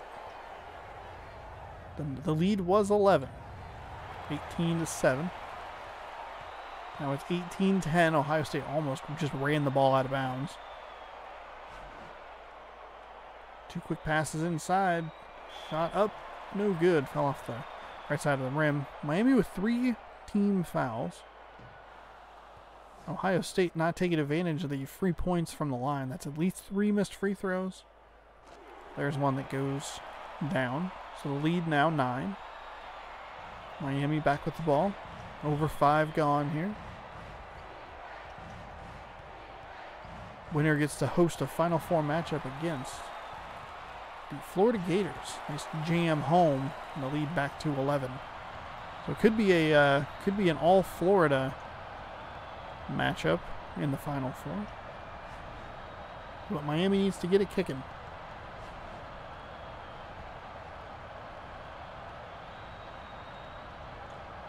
Shot off the left iron, no good. Baseball pitch forward.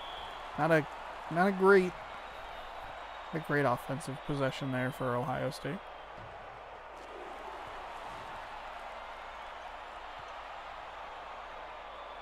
That lead now 12. Down to 13 as that one rattles around and drops.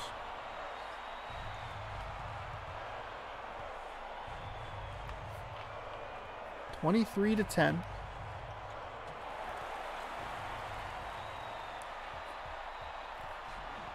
Beautiful block inside by Ohio State to give them the ball back. Couldn't get the friendly roll. Looked like it was kind of hanging out on that left side of the rim. Thought it might drop, just the Ohio State luck that's been going on. Miami instead jams it down. Right in the Ohio State. Right in the face. Duck meet Buckeye. Or I guess Buckeye meet Duck. Almost a backcourt violation. That's a big 3. Straight away, no good. Defensive rebound goes to the Hurricanes. They'll get out and run. They hit a player open for 3. He didn't really cut down to the basket. He finally does. You would assume that he would want to cut down earlier because he had a step on the defender. Like a nice easy 2. Instead, he gets contact, draws a foul. Misses the first free throw. Not what you want. Second free throw is good. So these teams trading missed free throws. Something to keep in the back of your mind as this game goes along, especially in the second half, is missed free throws. Miami working with a little bit of a full court pressure, I guess. Just a one-on-one. Get the ball up the court, I guess. Or not, I don't know. Whatever. You do you, offensive player. Background outside. A lot of people over there on that left side of the court. Now they're all shifting over to the right. There's nobody in the left corner. Ohio State running a lot of time off this shot clock. It's going to be a deep three. Oh, he got it. Oh, my goodness. The lead, 13. The late shot clock shot. Surprisingly effective, but I did not think he was going to get that off in time. He let that go at one. That's a 3 for Miami, surprisingly. 26-16. So 13 points now, the maximum lead, a defensive foul, a reach in. So that'll be 5 on Miami. Something to keep an eye on. 2 minutes and 6 seconds.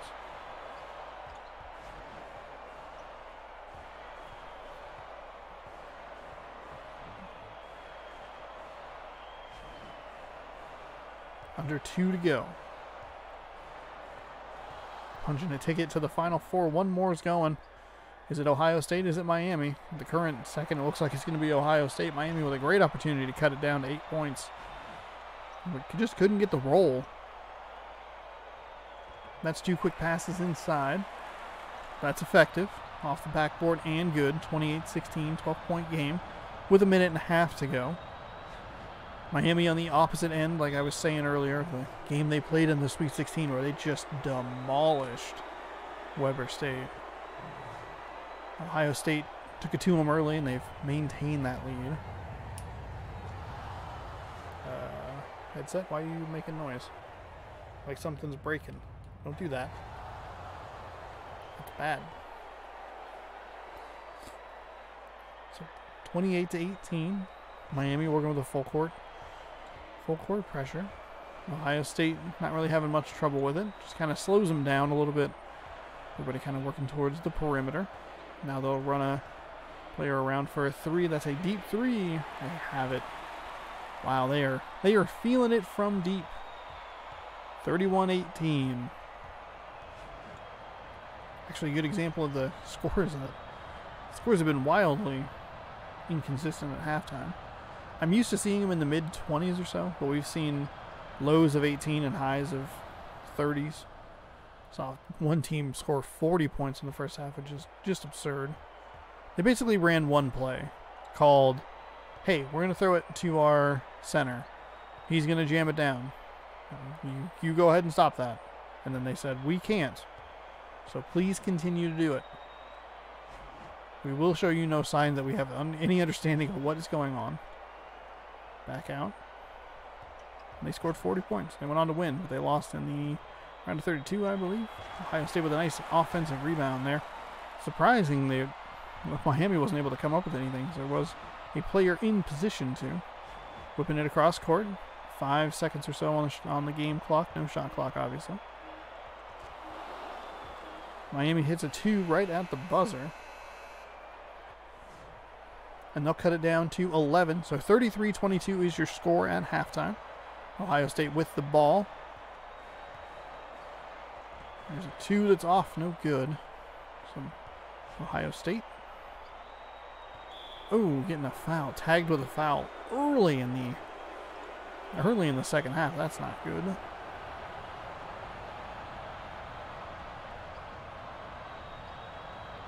Drops it inside. Off the bottom of the backboard. Maybe blocked.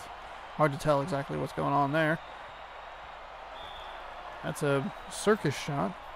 It was a 3-on-2 opportunity, 3-on-1 opportunity. Just couldn't get anything to materialize for Ohio State. Second shot, good. So the lead will go out to 13. That is the largest lead of the game. Ohio State's been there a couple of times.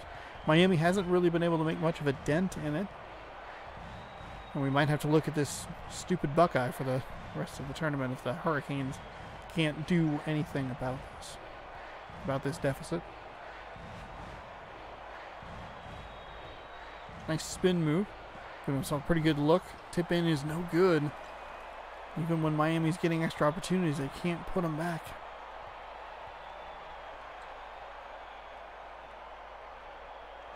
There's a nice shot by Ohio State.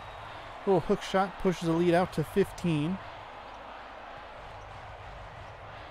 In Miami's last game, this was the point where I just stopped paying attention. They were up big. I think they were up by like 25 at one point. There were a couple of different times that Miami had doubled up the number of points that the other team had.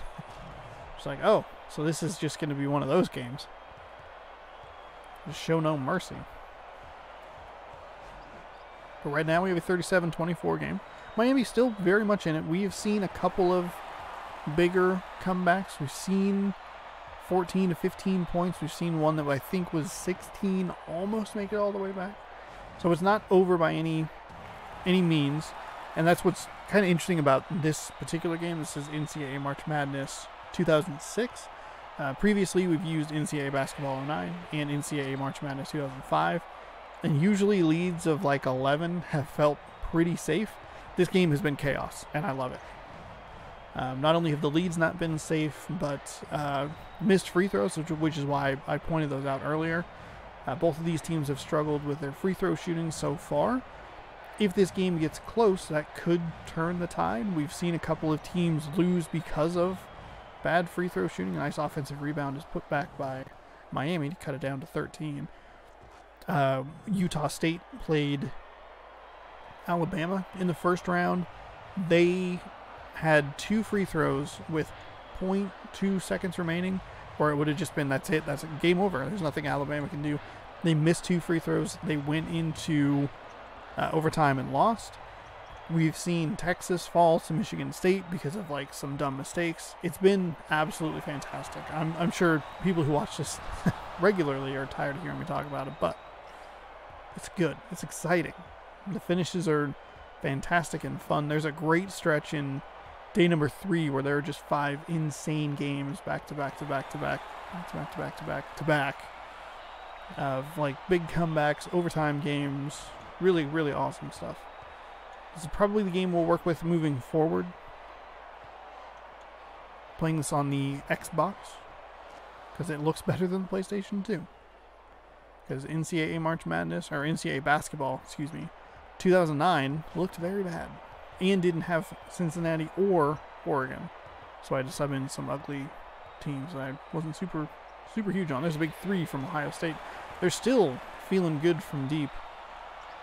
44-30 now with 6:18 remaining. Miami passed up an open 3. Really surprised they did that, and they tried to run a similar play on the opposite side, though.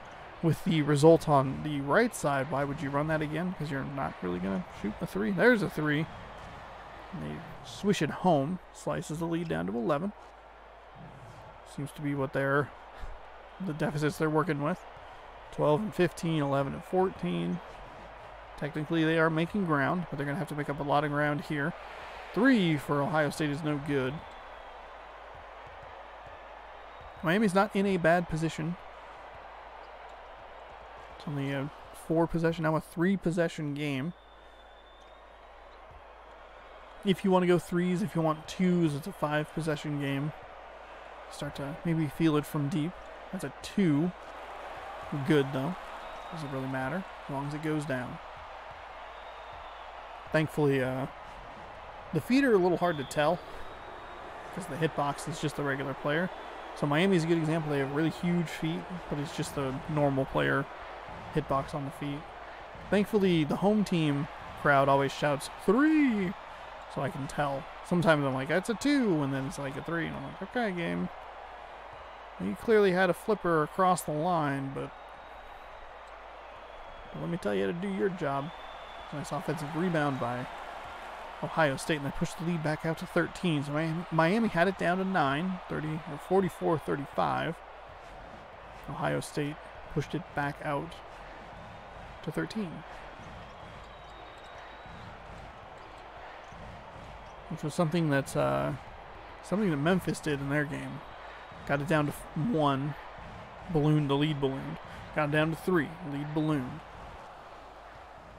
Got it down to 4, and I thought, uh-oh, this is going to balloon again, but they actually managed to stick around. It was a great game. This game, not so much. Ohio State has been in control. There's a jam home, pushing that lead back out to 13 again. 50-37. Miami's got to get this down to 6 in the next 2 minutes. That's not helping. Not helping at all.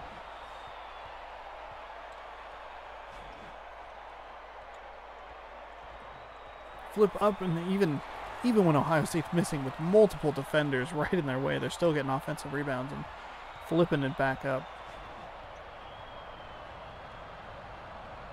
Miami had the rhythm in their last game, but they just can't get it here. There's a nice pass inside. And a duck right in the way. I'm sure that was a nice layup, but all we saw was the back of that duck's head. So a 13-point game. There's a deep 2. And what in the heck happened there? There's another offensive rebound. And Ohio State able to put it back in for 2 again. 15-point game. As it shifts back and forth. Miami can't trade 2s for 2s. That just means they're either down 13 or they're down 15. Or they're down 15 and then they're down 13 and then they're down. Going back and forth.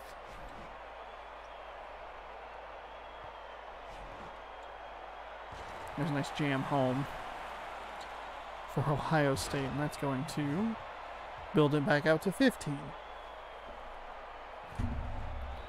With this deficit, we'll most likely see Miami not really push the issue. They'll just take their loss and head back to Miami. Ohio State will stay put, and they will face off against Florida in the second half of the Final Four matchup.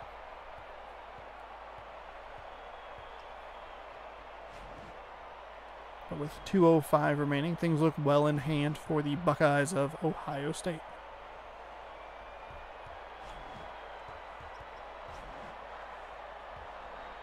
Nice jam home there. Miami just couldn't get anything going on the defensive end. They weren't really able to make a run. They got as close as 9 here in the second half. It's been Ohio State all the way as they're up 15 now. Heading to the line to make it even larger gap. Except for they won't because they missed a free throw.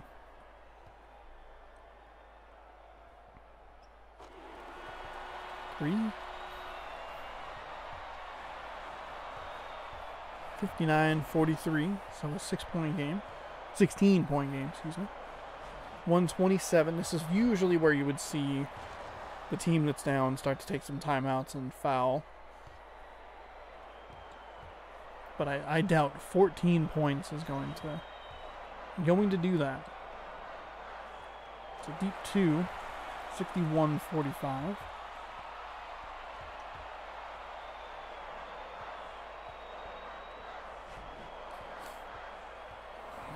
No reason for Miami to really rush. Just hold on to the ball, waste that clock, and get on out of here. Elite 8 is nothing to be bummed about. It might be a little bit to be bummed about for Miami, though, because of the way that they got here. They just cruised to a victory and just could not maintain that momentum into the next round to give themselves an opportunity at a championship, but that is okay. We get to see Ohio State at least 2 more times, or actually guaranteed 2 more times. We'll see them in the Final Four, and then if they win, obviously they'll go to the championship. If they lose, they will go to the 3rd place game. They kind of just hang out, run some clock. We have about a 4-second difference, 5-second difference or so between the shot and the game clock.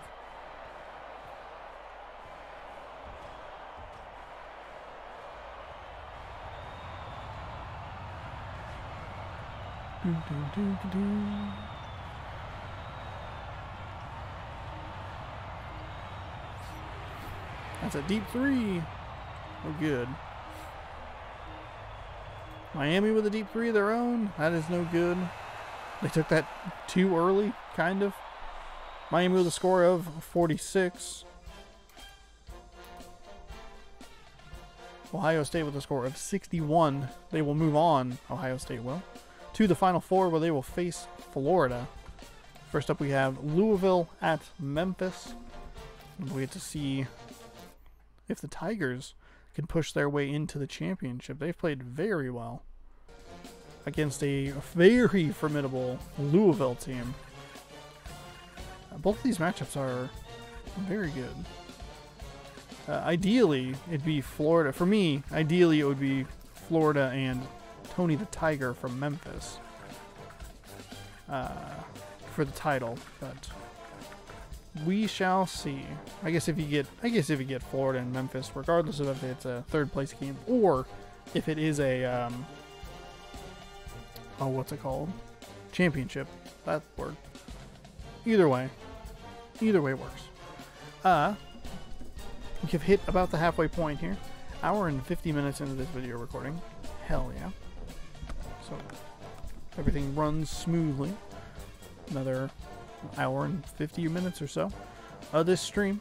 I'm going to run out, take a quick break. I'm going to leave you just with this music real quick because I'm just going to hop up and use the restroom. So if you're enjoying the content, be sure to hit that follow button. Hopefully you are having a good time. Thanks to everybody who's sticking around from that raid. Really appreciate it. Thank you to everyone who's here regularly as well. You're great. We'll see you in just a couple of minutes with more mascot action. We'll be right back.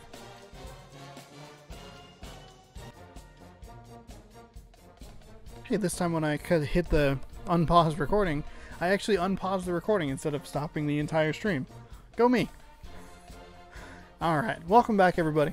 Hopefully you're enjoying the stream, having a good Saturday. Thank you so much for hanging out. I know I said that before I left, but I do appreciate it. I love running silly stuff like this, and hopefully you are enjoying.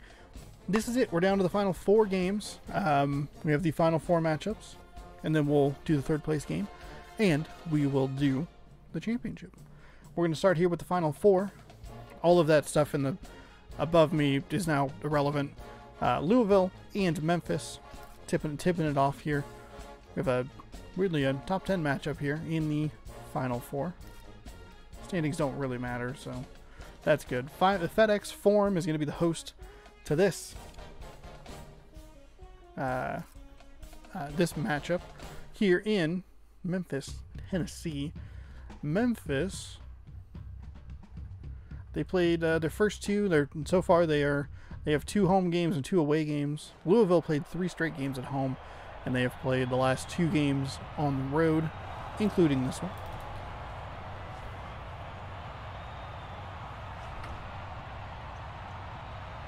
Okay. Louisville wins the tip, and we are underway here in Memphis. Pretty bland, boring court. No wonder I couldn't remember if we'd been here or not, because this court is unmemorable. The Tigers now down 2. We get to see Louisville's full court defense. And a steal right at the mid-court line. This is not good news for Memphis. Louisville could be on a team of destiny to the championship game, which will in turn make sure that I do not want them to win anything next time the tournament rolls around. So far we haven't had any repeat champions, which is nice. We will get that this time. The previous March tournament champion was Duke. Previous September tournament champion was Arizona State. Both of those teams took out beloved mascots. Duke knocked out Alabama, and Arizona State took out Syracuse. And if you don't know what the Syracuse orange mascot looks like, look it up because it's terrific. A quick 6-0 lead for Louisville. This isn't foreign territory to the Memphis Tigers. They fell behind very big. Fell behind a large deficit in their last game. I really butchered that sentence. They were able to come back and make a run at it and obviously win because they are still in the tournament. And Louisville, for as dominant as they've looked here outside of the first round, their first round matchup was a little bit of a mess because they were up by 10 or over 10 and then gave that lead up and then fell behind by 10 and then had to come back from a double-digit deficit just to put themselves into the next round. So they've looked vulnerable at times, but their defense usually with that full court press does prevail. They get a friendly roll there on the right side of the rim. Now up 7-0, so a touchdown lead here for the Louisville Cardinal.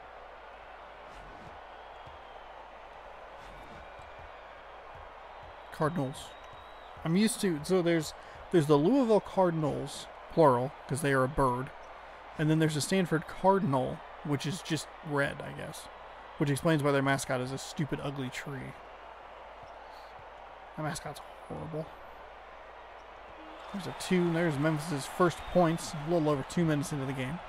We'll see Memphis execute a little bit of a full court defense, kind of more of just a full court pressure, but not a press like Louisville runs, where they really want to trap you in those corners and force turnovers.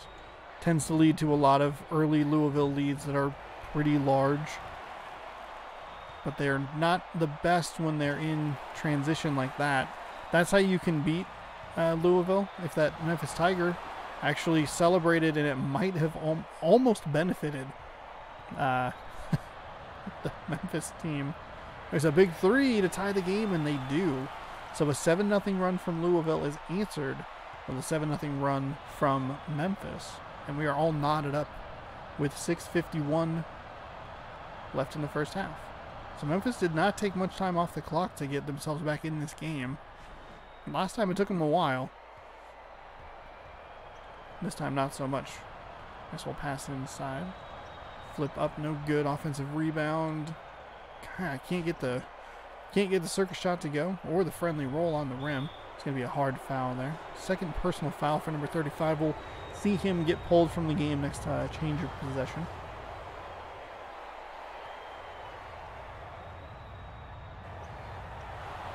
Ooh, Louisville trying to get 3 the hardest way possible. They can't. They'll actually leave that player in with the 2 fouls.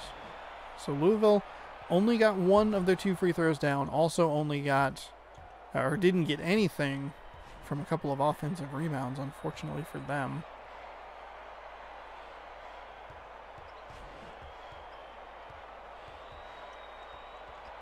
Through a couple of defenders, can't quite get enough power on it. Memphis looking for the lead here. We can do it with a 2. Kick it out to a 3, no, or get fouled. Foul actually works just fine. Shot is good, so the front end looking solid. The back end solid as well. So Memphis will gain the lead 9-8 here. Louisville started hot, but they really cooled off over the last couple of minutes. Took Memphis almost 2 minutes to even get on the board. Nice 3 from Louisville. This is what Louisville needs. They need to be efficient on the offensive end so they can run the defense that gives a lot of teams trouble. There's a steal right at the backcourt, or right at the midcourt line, which means that it does sometimes end up as a backcourt violation. It's the best spot you can turn the ball over if you are the Memphis Tigers. Don't get a 5-second violation here, Tigers. Because the chances are actually surprisingly good. Pardon me. Chances are surprisingly good that they'll step right on that line and they'll move just backwards enough to where their heel will hit it. 2 free throws from Memphis are good. So it's 11-11. 7-0 lead for as early as that was is a pretty daunting task to come back from. Especially if Louisville plays up to the way they've played in the past. That 7-point lead can really... Oh, there's a guy. You got a wide open guy on the left. There you go.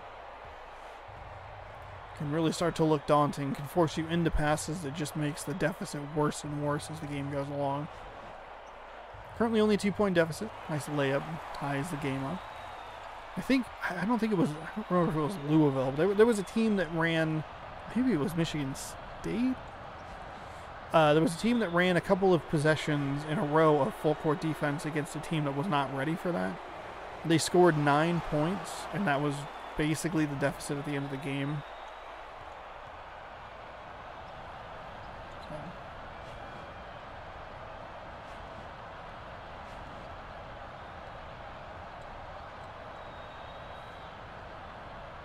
Oh, just hanging around on that rim. There's finally a jam home. Oh my goodness. Just hung out there. There's a nice jam home for Louisville. So they'll trade dunks, and the game is now knotted up at 15 with under 4 to go. Memphis doing a much better job at getting the ball up the court. We could see a steal here. Double team makes that very possible. Nice defense from Memphis, at least tries to affect the shot. Kind of just flipped it up there, and good. That's where Louisville's dangerous. Trying to getting those turnovers that lead to easy baskets. Took about 8 seconds to get up the court. That's also another benefit of the full court press that Louisville runs, is that you can get a 10-second violation, so maybe you don't even get a steal in the traditional sense, but you still get a turnover with a 10-second backcourt violation. There's a nice pass, and took another 8 seconds. So not working with a full shot clock once they get across court. Memphis struggling a little bit here. They're on a Louisville, is on a 6-0 run. Defensive foul. That's team foul number 4. Something to keep an eye on as the half comes to a close. I don't usually point it out unless it gets to 4 or 5. It's not typically a problem, though Iowa State did show us that it is a problem sometimes. They had like 10 in the first half, and I'm like, this is insanity. That was a terrible pass. He had a guy wide open on the right and just threw it to the wrong player. So there's team foul number 5.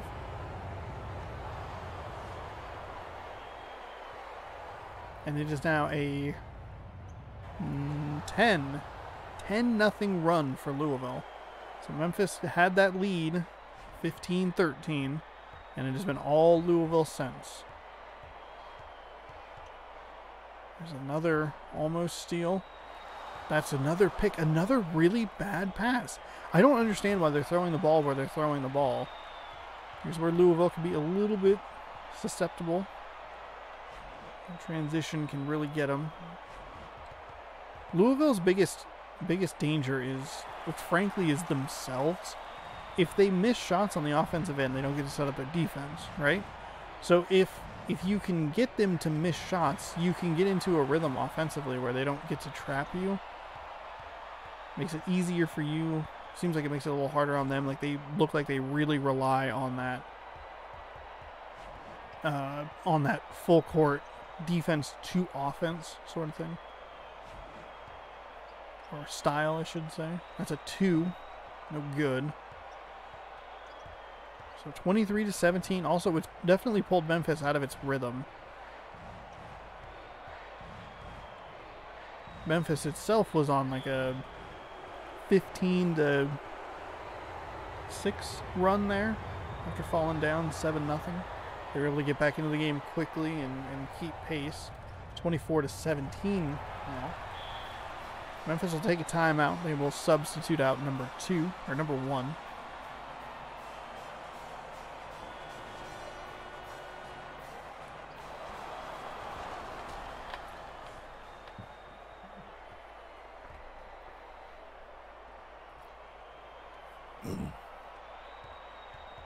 Louisville having a tremendous finish to this first half. And no matter where they go, Memphis can't just can't stop turning the ball over. 9-point game.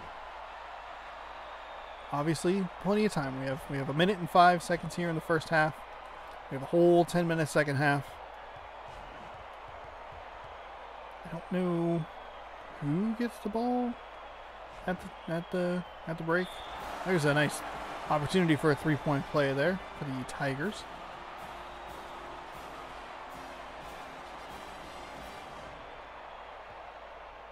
So 26-19 is now 26-20. So down to 6. Only a 3-possession game. 2 if you feel like shooting threes. Memphis, though, doing a good job keeping them close.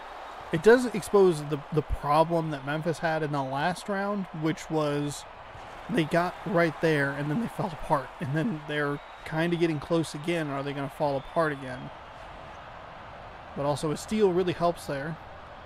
Really exemplifies my point of, oh, you got a 2-on-1 opportunity. That's a nice hard foul. The basket still goes though. And I was about to say, like, you have a guy on the left, actually might benefit him to taking the contact. So often we see that where the shot's just tricky and it's not a foul. Point forward number 3 getting subbed down here. And Louisville now leads only by 2. So 26-24. This is the second time that Memphis has made a run of 7 points or more. To at least make it close. Granted, they were able to tie the game last time. I guess they've only made 2 runs of 7 points. We'll see what they can do here. Got a guy coming up on the left there that was kind of open. They just lost the ball right at the buzzer too. They shot the ball too early. It just didn't do anything. So Memphis will throw it deep, turn the ball over. Louisville can't get anything off, so Memphis will take over with the second half. Jesus. I'm pretty sure they did that in the last round as well. Pretty sure. Friendly roll for Louisville, excuse me. And Memphis starts immediately with a turnover. Louisville in pretty okay position, I guess, but obviously turnover is not what you want. You have a guy wide open. Oh my God, why did you make that so hard? He was open. He was selling from 9 to 5. He was open all day. Yeah, it was just barbecues. They threw it away immediately. What are you doing, Tigers? You missed a wide open thing. You've had 2 turnovers off inbound passes in the first 30 seconds of this half.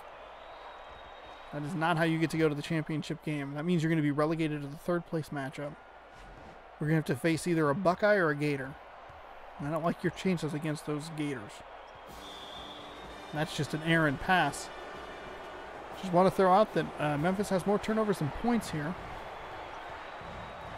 So that's 2 7-0 runs for Memphis that have at some point, granted the other ones, it's kind of toying with it and stretching it out to make it more dramatic than it actually was, but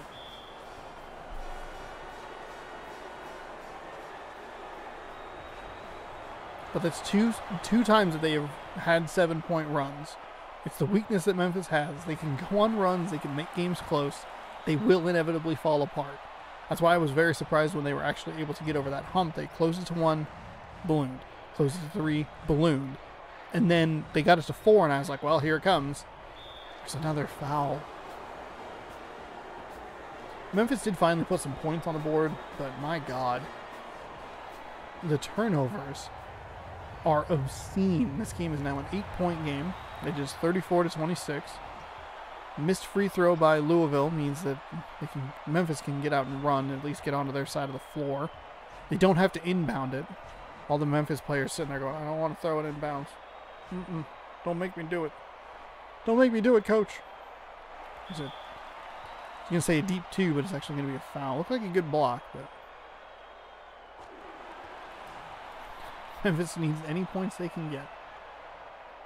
It was 26-24 at half.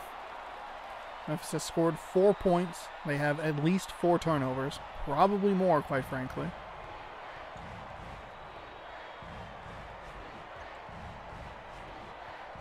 There's Louisville running it around, looking for a 3. Probably a step further back than he wanted to be because he was open, just not in a great position. Off the side of the backboard for Louisville. That'll give Memphis an opportunity to cut it down to 4. 3 if they want to go for a 3 and cut the lead literally in half. That's an interesting shot choice there. It's an offensive rebound, which is good. It got stripped away, though, as he tried to go up for the shot. Louisville will take over. Louisville's best finish is 4th. That was last March. Memphis, I don't think, has ever really made it out of the round of 32. There's a nice jam home after a missed layup to cut it down to 4. They'll work with a full court press themselves.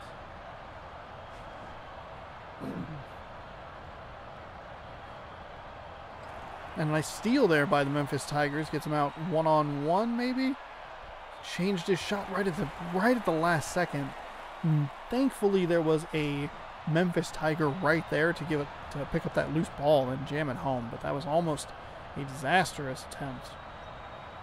But here is Memphis again. They made it close. That was a 6-0 run. Louisville stops the bleeding a little bit, pushes the lead out to 4. It's the first shot Louisville's made in a while. Hasn't really given Memphis much of an opportunity to turn the ball over. That was the easiest time they had moving up the floor in quite a while. And a guy wide open in the corner for 3, but they elected not to pass to him.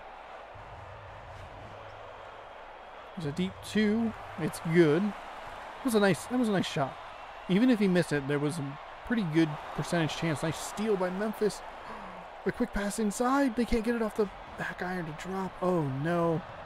But going back to that previous Memphis shot, that was a good shot because there was a very high likelihood of an offensive rebound there.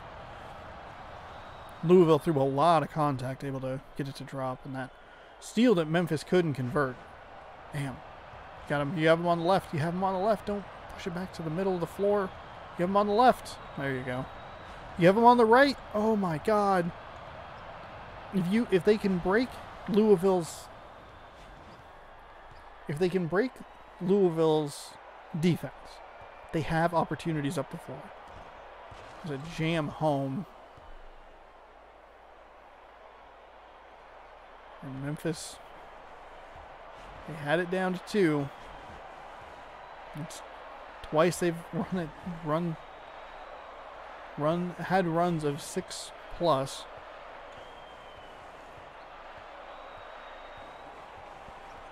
Looks like it's kind of broken. Okay, finally gets off the defender. There's a deep 2. Nice shot there.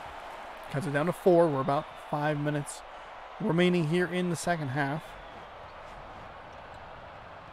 Memphis needs 2 good defensive stops. Nice. There's a good defensive stop. You got a guy way up. Oh, you had the guy way up on the left.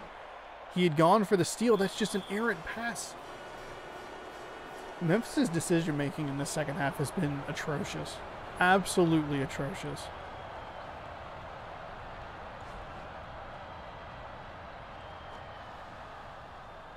That's an easy shot for Louisville. Easy. You cannot... Another turnover off an inbound pass.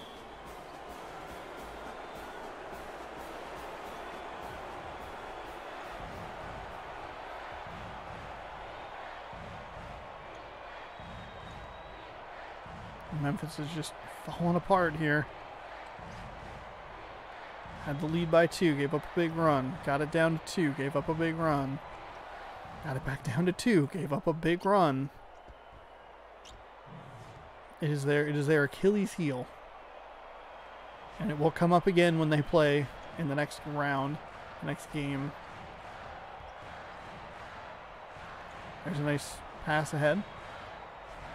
The player that was down in the paint moved a little bit too quickly. There was an opportunity there for him to get a nice layup, but a lot of feathers in the way.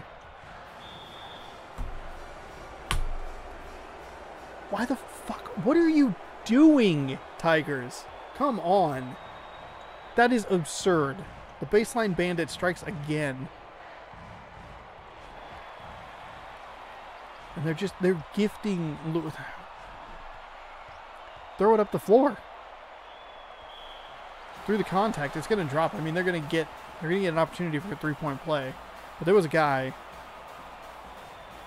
that was absolutely open. Shot is good. My Xbox turned on. It freaked me the hell out. But the controller that someone is using downstairs is connected to my Xbox, and I forgot about that. Out of bounds, Louisville ball.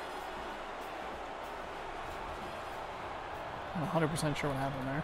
I was dealing with being freaked out. So the lead is now 5. There's 3:13 remaining here in the second half. A nice goaltend there, right at the end. This stream preview was way behind. It looked like they had that steal animation that causes a bunch of problems in the previous games. I haven't talked about it very much in this tournament. They're back out for 3. Yeah, that was exactly what it was. Oh my goodness, they got a lucky break there. But what's the That used to happen a lot in the other games. So you see the steal animation quite frequently where the ball gets away. It was nearly not flawless, but it was very effective in the previous March tournament. The other team was able to get the ball, but the physics seemed weird because players just slid off the floor all over the place. This one, it's not nearly as effective. Got to take that three. You get three. There's a shot. It's no good. Defensive rebound. 7-point game with 2:17 remaining. That's an easy layup.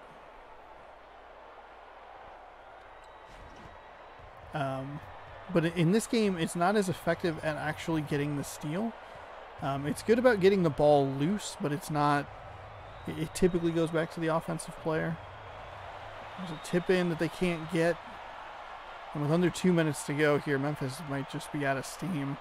They'll get one more game. We'll get to see them one more time in the third place matchup, barring some level of miracle here. But they really have no one to blame but themselves. They turned the ball over way too much, especially at the beginning of the second half when they had 4 turnovers to like 2 points. It's just absurd.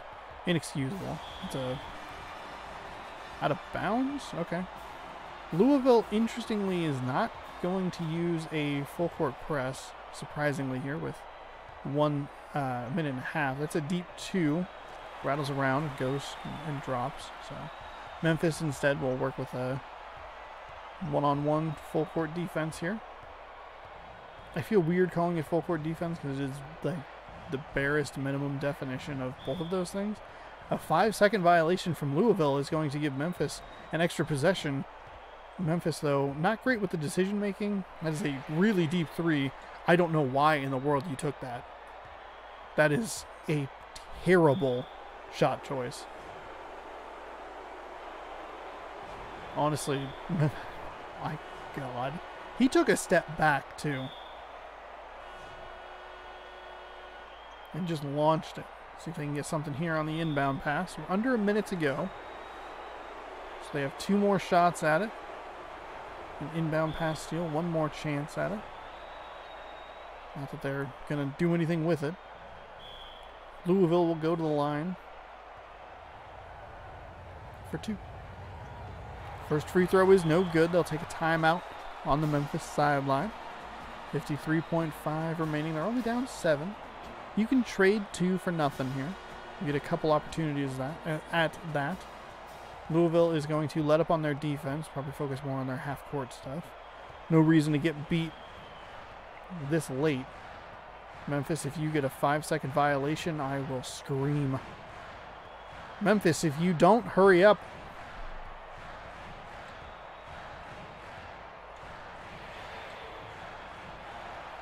There's a missed 3. An offensive rebound that goes out of bounds.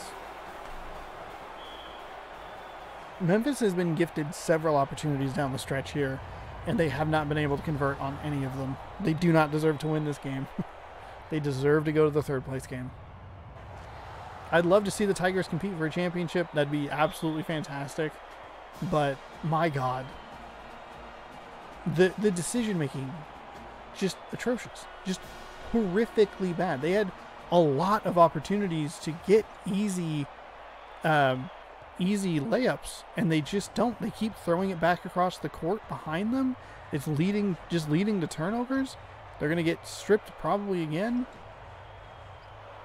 Shockingly, that was not out of bounds or a steal. Instead, they work with 0 pace here. And even if they wanted to come back, they're not even going to bother trying. Louisville strips the ball away. That's the far more common. There's a 3 for Memphis. It's no good. So they'll go to the third place game. And I'll be honest, they deserve to be there. Absolutely deserve to be there. My God. And it's not even like Louisville. Louisville was in control. And at least 3 separate times Memphis closed it to within 2. And then it just ballooned. It is, man, just astonishing. So we are working our way here towards the end. We have 3 more games in the March Mascot Madness. March Mascot Madness 2, I should say. 2020 edition of this. Winding down. We have a Florida-Ohio State matchup. So we'll go back here to Florida, and we will go probably the wrong way. To Florida and Ohio State. Winner gets to meet Louisville in the championship game. Loser goes to the third place game to face Memphis. So there you go. We are going to Value City Arena. I almost said center. In Columbus, Ohio. We are on All-American. 10-minute difficulty. 3 games left. And it's all 4 of these teams. Just various matchups between them. So, I mean, maybe I'll get my wish and it'll be Florida and Memphis in the third place game. Maybe it'll be Florida and Louisville for the championship, a Christmas color game. Maybe it'll be an all-red matchup between Ohio State and Louisville. Stay tuned to find out as we are underway here. Ohio State can't really get anything going, and Florida can't get anything going either. Off the bottom of the backboard, no good. There was Ohio State making the first basket of the game. Watching the replay here just to be sure that I was correct. Yeah, Ohio State nothing, Florida nothing, and then they both make their second shot or second trip down the floor to make those count. So 2-2 game. High stakes for both teams. I'm sure they can feel it in the arena. Or not. I don't know. They don't know what's going on. This is just a regular game to them. But to this nerd, it's about to be, it's all for a shot at the championship. Florida working around for a 3. Nice shot there. Wide open. That play is tremendously effective. It's been more effective in previous iterations of this game. This one so far has the best balance of players overrunning the three-point line so they don't feel comfortable taking the shot, and also really good defensive recovery. There's also a lot of smaller things in this game that make it the best one we've had so far. Pacing and situational understanding, stuff like that. Cincinnati and Ohio and Oregon being in it, it's a big lift. 7-4 here. Try to get it up over the defender. Rolls off the back iron, no good. He gets the rebound though. Blocked, and Florida comes up the floor here. About 2 minutes gone here in this second Final Four matchup. Nice pass inside leads to a jam home for the Florida Gators. Now up by 5.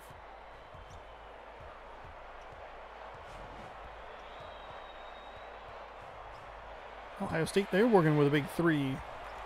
Just a smidge too much power. They do get a couple of tip-in opportunities, and the second one does go down. So a 9-6 game. Nice.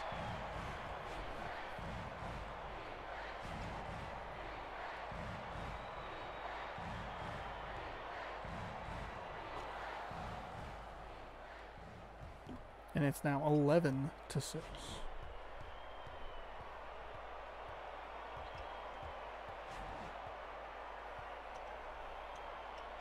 There's a deep 3 from Ohio State. We've seen a lot of players in this this back half of the tournament, or this final part, I should say, taking shots way beyond the arc and being comfortable doing a nice jam home by Florida. We saw it in the last game, where he took a step back and was like, "I'm letting it all go, coach," and it didn't work out for him. But we did see Iowa take some really deep 3s and actually connect on them. Of course, they lost the game because they're not playing, but it was a brief moment of glory for them. There's a big 3 from Florida. They pushed their lead out to 8, 16-8. We might get the worst combination matchups here. Louisville and Florida, and Ohio State and Memphis. See what happens here, though. Ohio State working it inside. Got kind of caught up in a double team there. They looked like they were actually in an okay spot, but then they just wandered into 3 Gator defenders and went, uh-oh, them Gators are going to get me. And then the Gators did indeed get him as he turned the ball over. Florida trying to get the ball back again after they miss a shot on there. And nice block by Florida. It's going to be a hard foul. Ohio State will get an opportunity to make it a 3-point play from the line.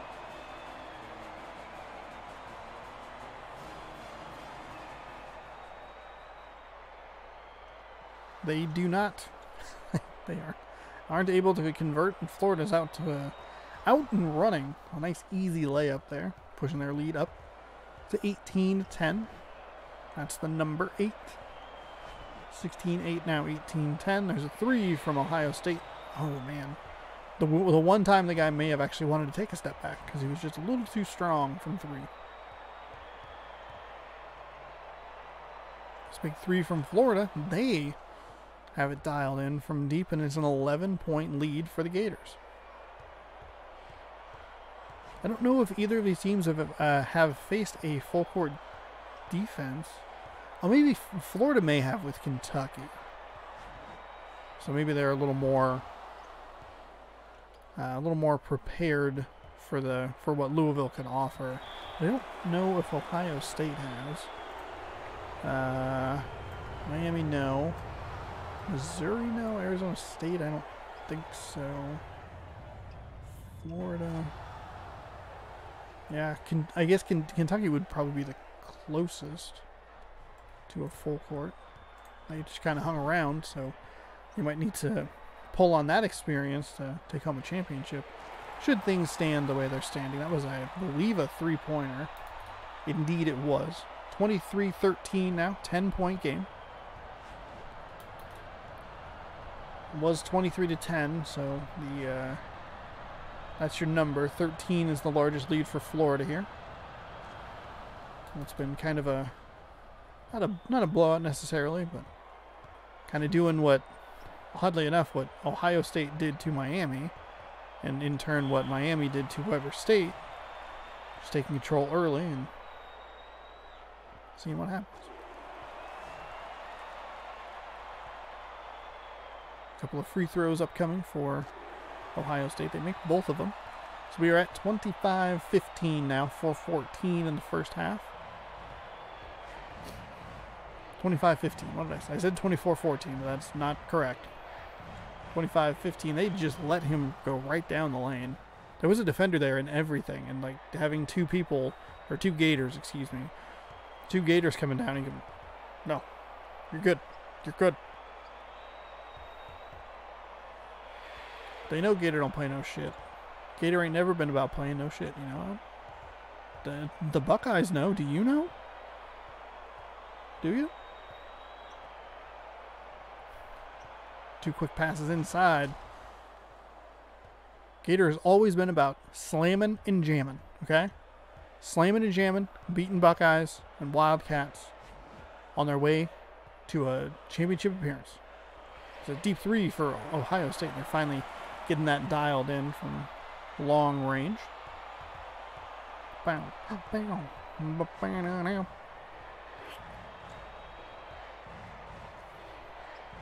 There's a nice jam home from Florida yet again. Remember, Gator, slamming and jam. 31-18, 13-point game. Ohio State giving up a lot of points here in the first half.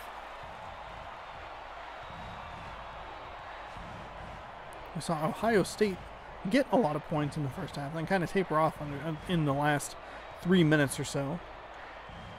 Florida showing no signs of slowing.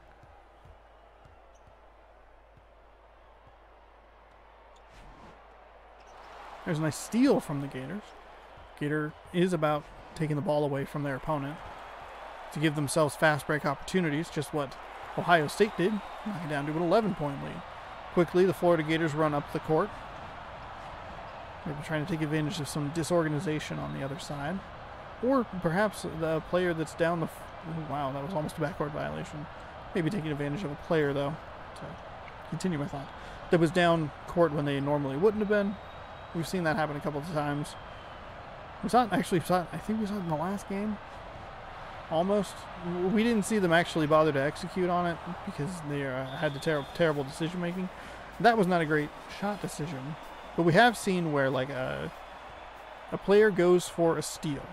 They dive for the ball, just like that Florida Gator did. What timing, thank you. But they're further down the court. The other team throws it up the court, and then it gets turned over, and then all of a sudden they're down at the end of the floor under the basket going like, I'm here. It's not intentional, but I'm here. 35-22 here.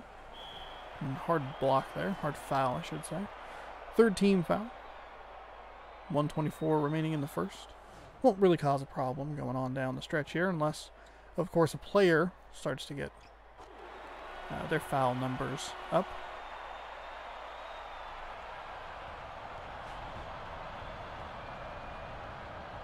(35-23). 1:17 remaining. Pull up for a shot. That rattled around very friendly-like. Drops. Push it to a 14-point lead as we approach halftime. I should lean back, adjust the microphone accordingly, and just enjoy the show as the Ohio State Buckeyes turn the ball over. Down 14, 2 quick passes inside. Again, tremendously effective. Not exactly sure why, but it is. Sometimes it makes sense. Sometimes they are able to get behind the defense, and that, like, oh, you're like, oh, okay, cool. You got behind the defense. Great. That one, the defender looked like they were in pretty good position. They just weren't ready for it. Like, that was 2 quick passes. I was expecting 2 lobby slow passes. Doesn't make any sense.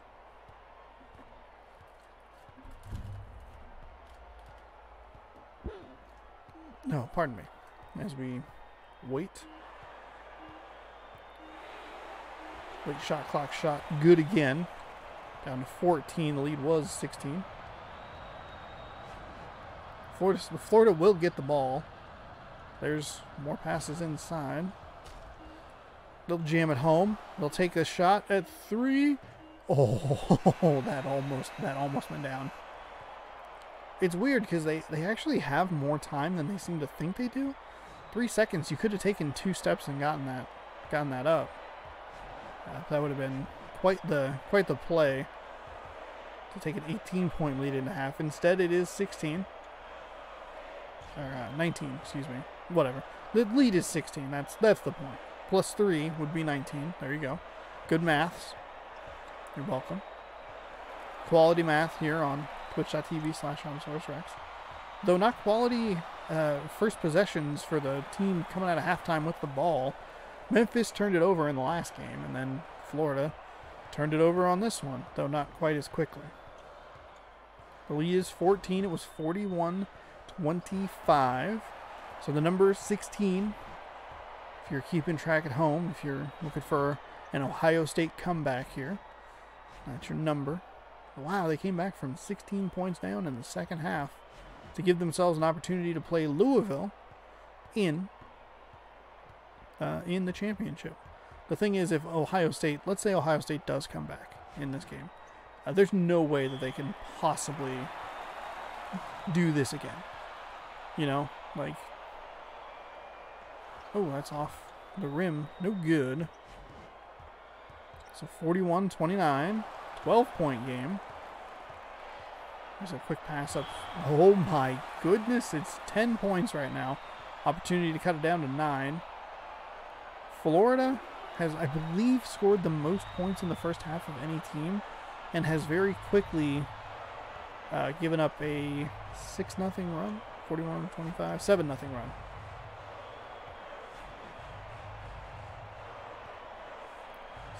See what Florida has here. Look at the halftime was Florida's worst enemy. They go, no, we want to just keep going. We're in a rhythm, we're feeling it. Ohio State giving themselves an opportunity to rest, reset, come out and attack here. 3 is no good. Florida with the rebound. Have a player on the right coming in. Not that player, but hey, it still works. And just like that, it is a 13-point lead. So a quick 4-0 run for Florida. Putting Ohio State in a hole. Back closer to their 16-point deficit at 13, but they Ohio State quickly erases that. 3 points. What? I don't even know. I don't know.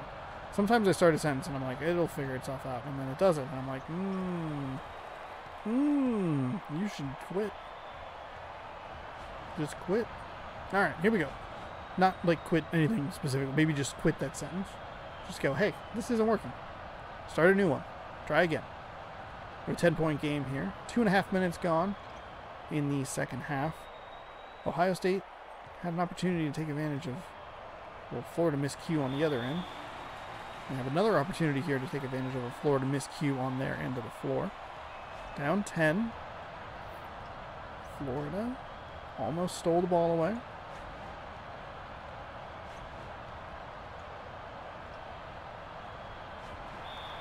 Ooh, defensive blocking foul there.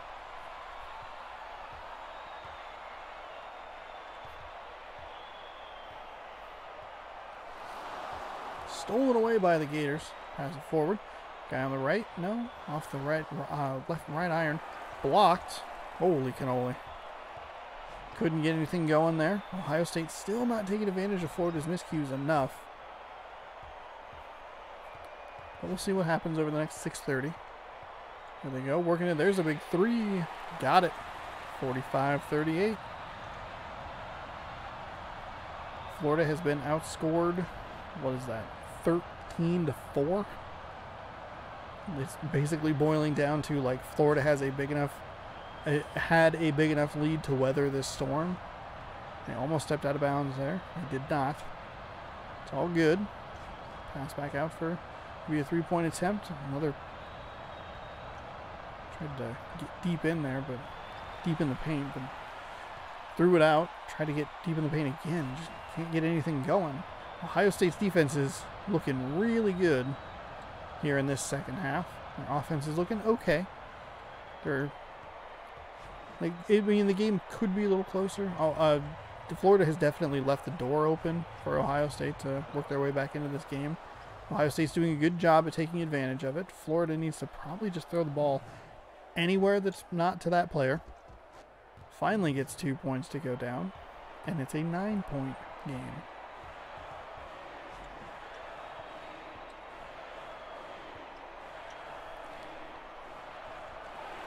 That shot is up and good. So Ohio State making it a 7-point game again. They are +9 here in this second half. Florida has really struggled to get anything going. There's a shot that drops. Very friendly drops. I was going to say finally drops, but I don't know if it's finally. It only took one bounce on the rim.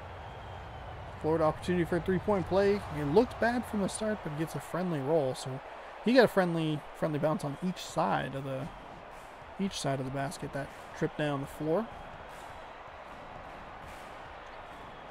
Florida with a 2-man trap there in the corner. Pass it back. There you go. Maybe throw it a little faster, a little sooner. You see that defender take a step towards you.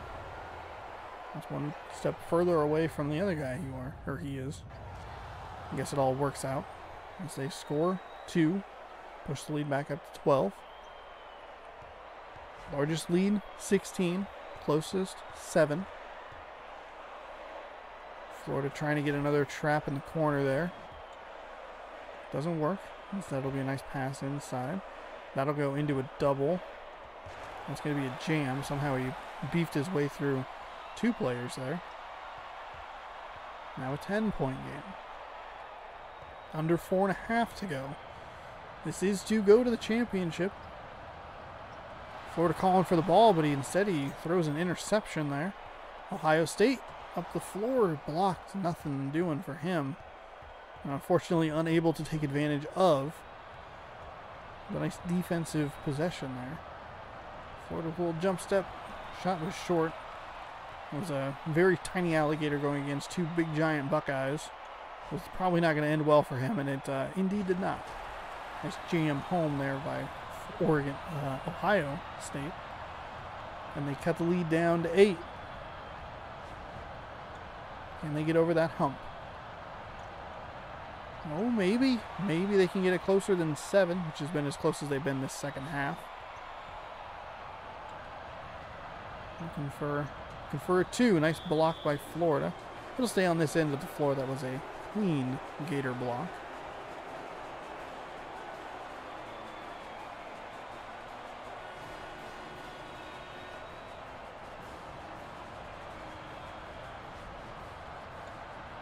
There's a nice pass inside. It's going to be a defensive foul. The ball drops harmlessly to the floor. So it will not be a 3-point play. It'll just be 2 from the line. They can still cut it down to 6. And they do indeed do that. Could the Ohio State University Buckeyes be doing what Florida did to Kentucky? Just hanging around long enough to grab the lead right at the last second. Oh, there's a cluster of players down there. It looked like he might step on the baseline and go out of bounds, but it wasn't actually that bad. There's an open player for 3. They're going to take a 3 there. They've lost their touch from deep, but they do still have their stroke from close range.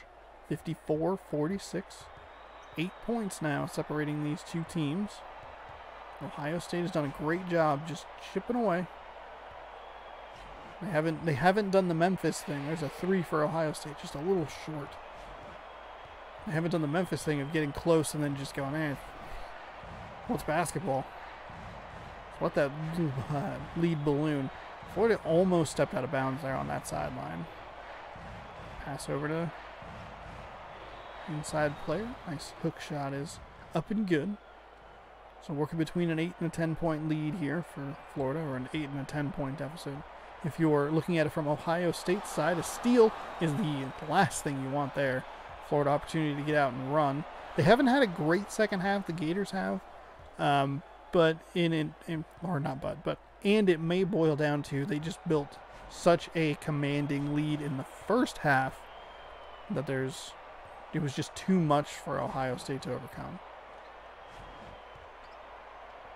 Because Florida's only scored 17 points the second half. And Ohio State has scored 21.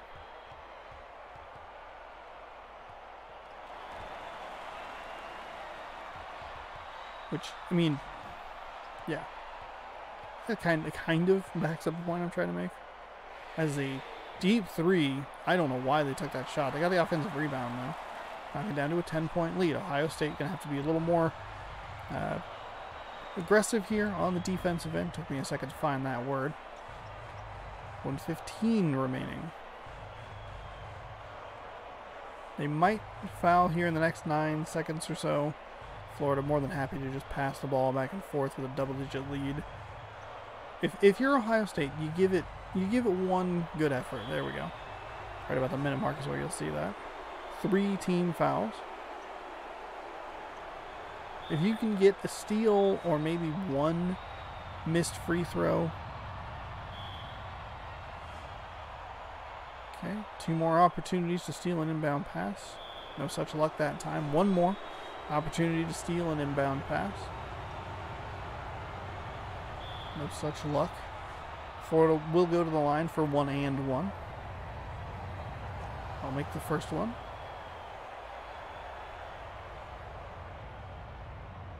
And they'll make the second one. I don't think Ohio State's going to have enough time to somehow milk 13 possessions out of this 56 seconds. But that's why you need a steal. You need a missed free throw on the front end preferably, but either end is fine. Just to give yourself an opportunity to trade 3 for 1, 3 for nothing. Instead they'll run it inside, take it off the glass, no good, still can't get it to go, finally jams it home. You can't trade 2s for 2s. It looks like they might actually just throw in the towel, and Florida will be advancing with a 60-50 victory, so long as no one else scores any points.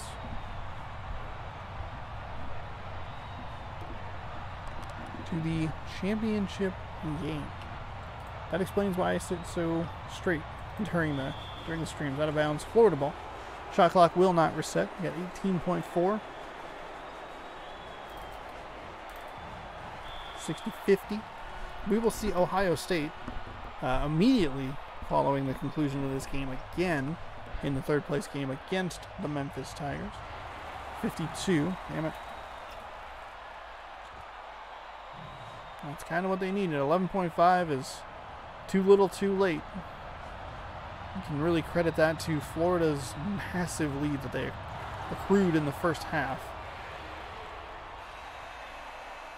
As they did get outscored in the second half.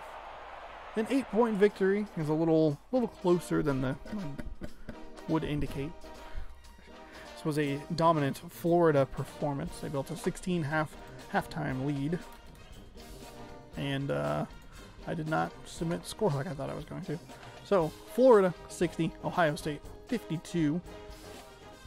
And they are on to the championship game where they will face Louisville.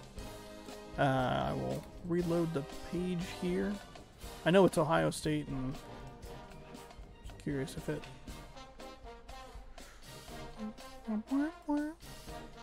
Alright. So we'll do the third place game first. Got probably an hour or so of the stream left. We'll get to see the Cardiac Tigers of Memphis. We'll get real close, then we'll blow it. Then we'll get real close, then we'll blow it. Then we'll get real close. Then we'll blow it. It's fine. You can. The Memphis Tigers and the Ohio State Buckeyes.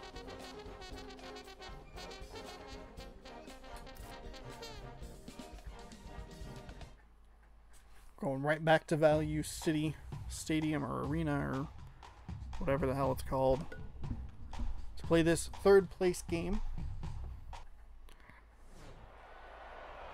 This is it. Oh, it's all been leading to this. 30 hours or so, 31 hours of streams, however long these all net out to.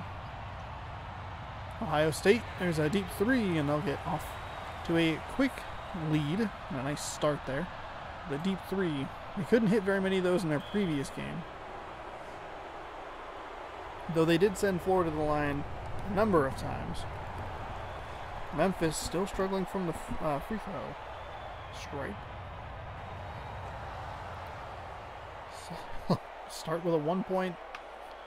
Okay, 3-1.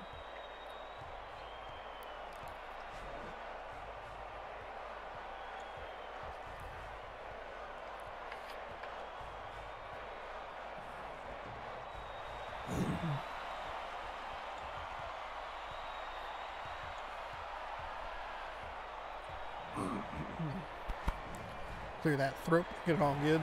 Memphis tried to get a deep two off, but unfortunately,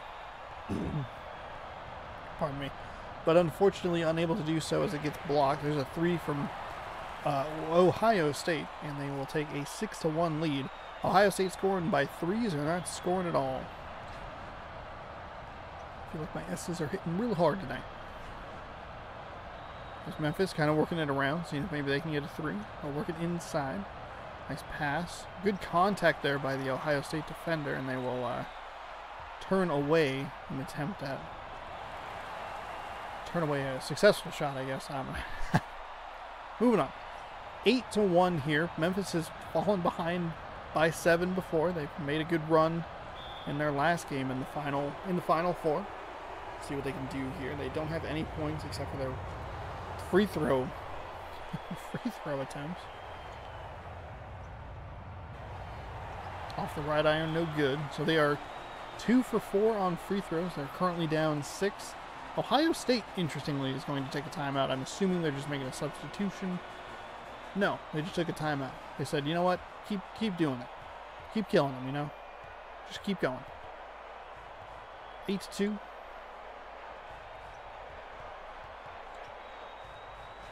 Ohio State's going to be real bummed if they can... There's another 3 from Ohio State. They can get out to a lead that they just could not get in their game with Florida. They were still able to get in their game against Missouri. Oh, nice block. Again, that's a weird spot to see a block. We usually see a block closer to the hoop. There's a defensive foul.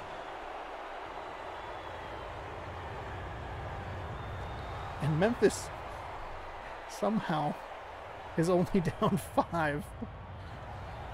They were 50% from their free throws. If they were just 2 shots better, a shot better. They don't hit their. It's funny to me that Memphis is somehow only down 2 possessions and all their points are from the stripe. They're down 7 now. They have to get some offense going. Been 2.5 minutes. Memphis, no field goals. They've been blocked twice. They're falling apart in the late stages, which is unfortunate. In the late stages of the tournament, you could pass that for a 3 there, maybe. No, out of bounds. It'll thankfully stay on this end of the floor. If you're a Memphis fan, there was a Memphis player running for that ball, and we have seen a lot of players overrun that line and touch the ball. So it's a clean block that ends up going back to Ohio State. There's a shot that's up and off the right or left iron. Excuse me, no good. Ohio State still having that 7-point lead. Memphis 0 field goals, a couple of turnovers. Out of bounds, Ohio State ball. So the ball was stripped away. I guess the thing I've never considered would be that if the shot clock gets reset, that would be a good thing. If you have the ball, there's like 15 seconds on the shot clock, let's say. The ball gets stripped, it's clearly in possession of the other team. They slide out of bounds, which is something that I've talked about numerous times during these games on these streams and stuff.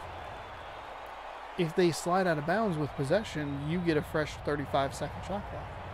I've never considered that before. There, Memphis finally gets a basket. It's a dunk off of a pair of missed free throws. So 10-5.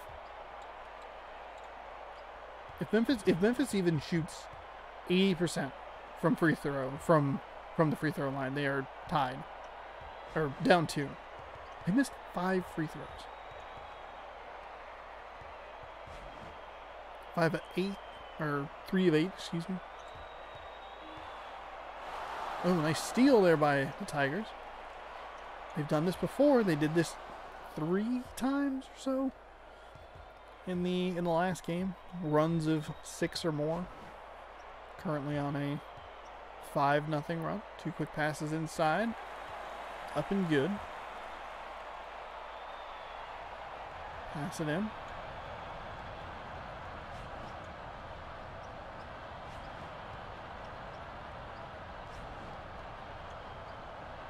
Trying to call some sort of play here. A little space for a outside jump shot. Looking good. All of a sudden, a game that was ugly at the start, 8-1, is now 12-9.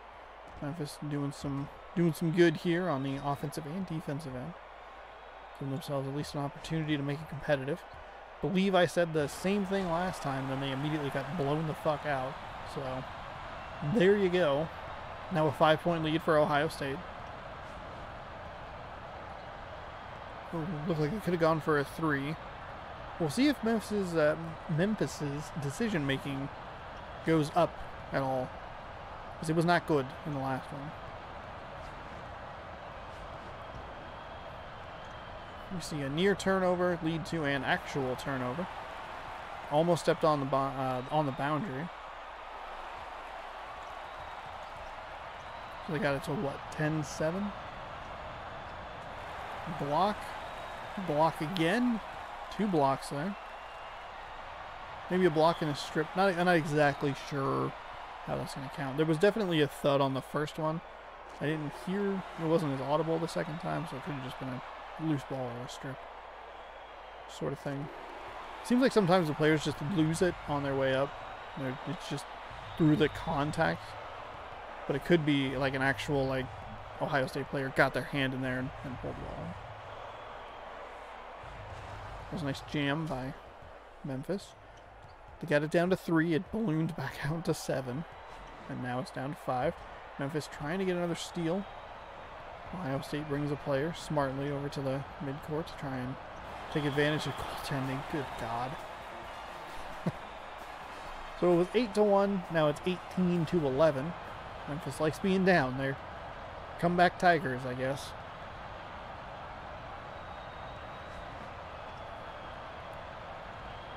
It's a nice... Oh my goodness, they just can't get it to drop. There they finally do.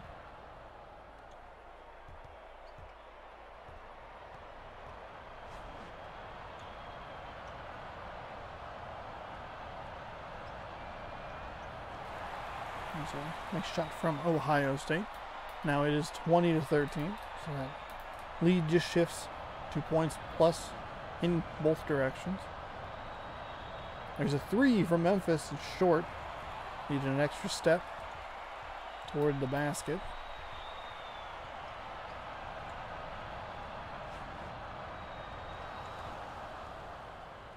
There's a nice steal by Memphis. Memphis does a good job of giving themselves opportunities. They just don't take advantage of them, or they just make boneheaded decisions after those opportunities are presented themselves. That's a 2, I would guess. Tried to go up for the putback, mistimed it. Now it's a fast break for Ohio State. 2-on-1, not a great numbers game for the Tigers of Memphis. And now it is a 9-point lead for Ohio State.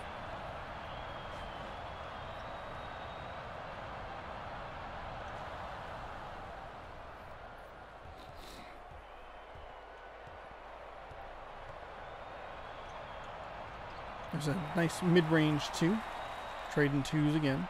So 9-point lead again for the Buckeyes as we approach the 2-minute mark of the first half. Ohio State's been in control from the opening tip.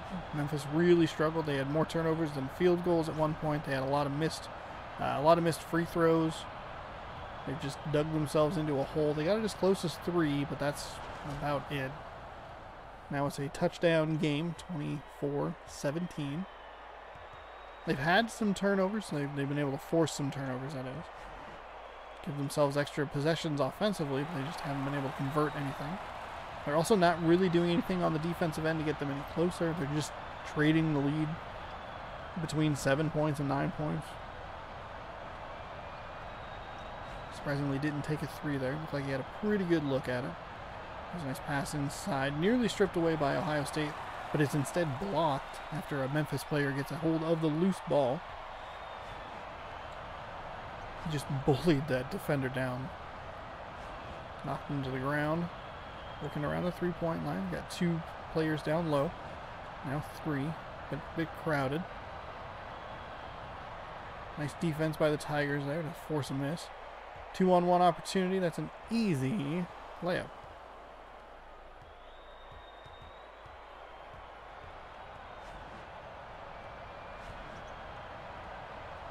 But I said I even hesitated on the word easy. Nice block from behind the backboard. I said easy in hesitancy because it's Memphis. All right, so now they're down 7. Ohio State gifted them an out of bounds. They have an extra possession here. Nice way to get around the defender.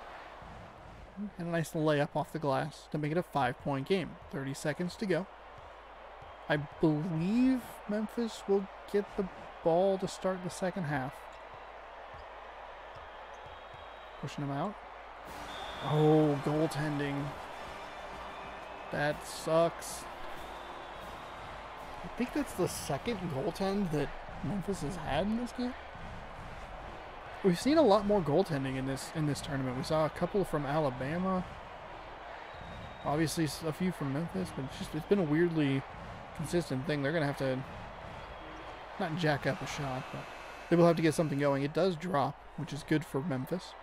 It is 28-23. They do indeed get the ball to start the second half. And unlike the last time they got the ball to start the second half, they didn't immediately throw it away. Instead, they force a shot up, down low. Force a shot up, down low. That is no good. There's a 3 from Ohio State. No good. The tip in is good, though. And it's 30-23.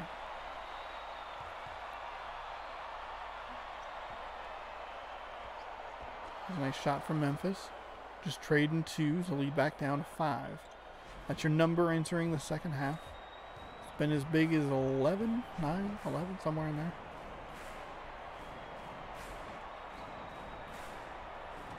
Nice block from the Tigers down low. They've gotten it as close as 3. It has been all Ohio State the entire game. But this game, like I've talked about a couple of different times, the leads aren't as safe as you would think they would be. Previous tournaments, it seemed like once they got to a certain point spread, usually like 11, felt like it was a lot less likely that there was going to be a comeback. But this game has seen bigger leads, 14, 15 points, either come back on all the way to a victory or at least the gap closed to make it interesting. So, by no means is this game over, and by no means was the previous game that Ohio State played, was it over for a while. Ohio State just had too much of a mountain to climb. Florida, who will be playing in the championship game after this, Florida really relied on their lead being 16 points entering the second half. They ended up winning by 8. Ohio State losing by 8. There's a foul. Ohio State with an opportunity for a 3-point play. They ended up only losing by 8, so they were plus 8 over that second half. They scored pretty well. They just couldn't quite get over the hump. 8 I think was about as close as it got for them, maybe 6. But here they've led the whole way. Gave them some space and said, you know what, you take that. I'll just take the rebound. And we'll maintain our 5-point lead. As they come up the court here.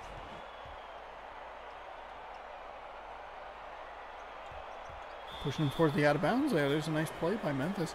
We saw that a couple times in their previous game where they were able to force the Hurricanes. Excuse me, not the Hurricanes. They were able to force the thing. They were able to force that one team that they played, Louisville. They were able to force Louisville into a couple of turnovers there on the baseline. There's a nice pass off the glass, and it's good. Memphis has it down to 1, 34-33. 3 minutes into the second half.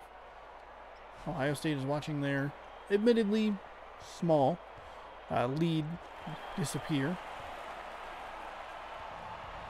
Memphis has done a good job, though, just chipping away. Chip away. Over the course of the game, they only have to lead at the end. They did that in their previous game in the Elite 8 to get them to the Final Four, where they just hung around long enough to take the lead at about the 5-minute mark or so. Oh, almost stolen away. Just quick passes inside. They tried to get a little bit of an effect on the shot with the body there, but no going, or no do? I don't know. There's a phrase I'm trying to say, but I cannot think of what it is. Pass inside, working it around. Defensive foul gives Memphis an opportunity for 2 at the line. They have been atrocious from the free throw line this game. Second shot is up and good, so 38-37.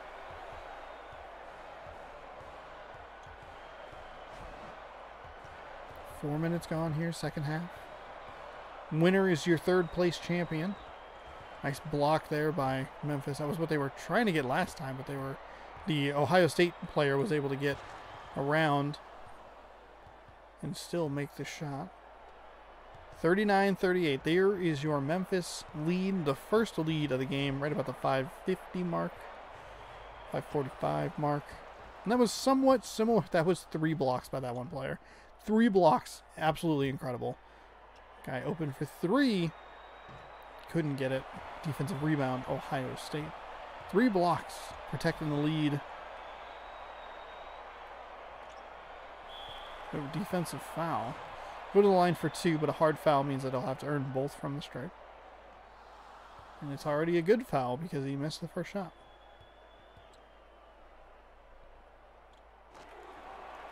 Shot is good. 39-39. 5:18 remaining here, second half. Memphis took the lead in their Elite 8 game right about this mark, maybe a little bit later.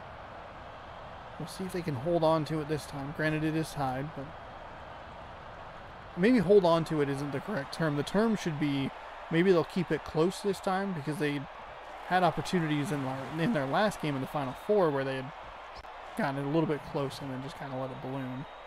That's not a great sign that they just gave the ball up and gave up a very easy layup. There's a nice shot from Memphis, so that'll tie to 41. That's all you want. I mean, honestly, for me, like, all I want is to just not have garbage games. You know, I want it to be fun and interesting. I want it to come down to the wire and be exciting. That Buckeye got his face right in the camera. Hi, Mom.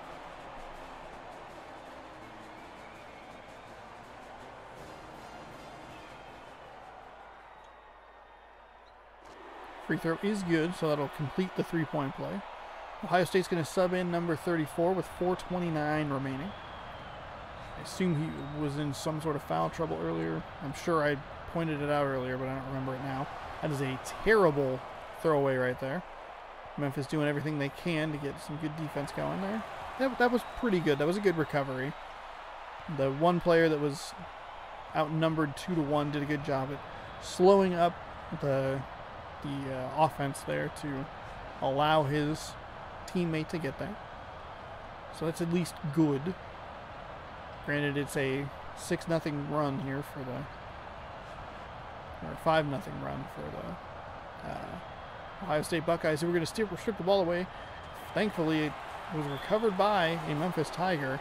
Through all of that, somehow they end up with a foul on the shot. Three-point play upcoming for the Tigers.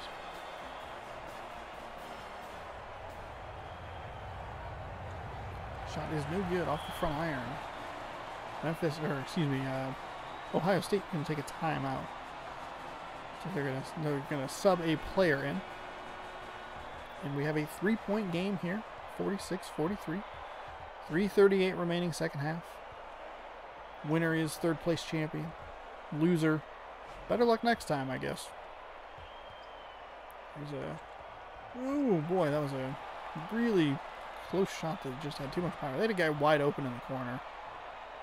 Shot is no good on the Ohio State end, though. So Memphis with another crack at it. Cut it to 1. Tie with a 3. They will go for the 3.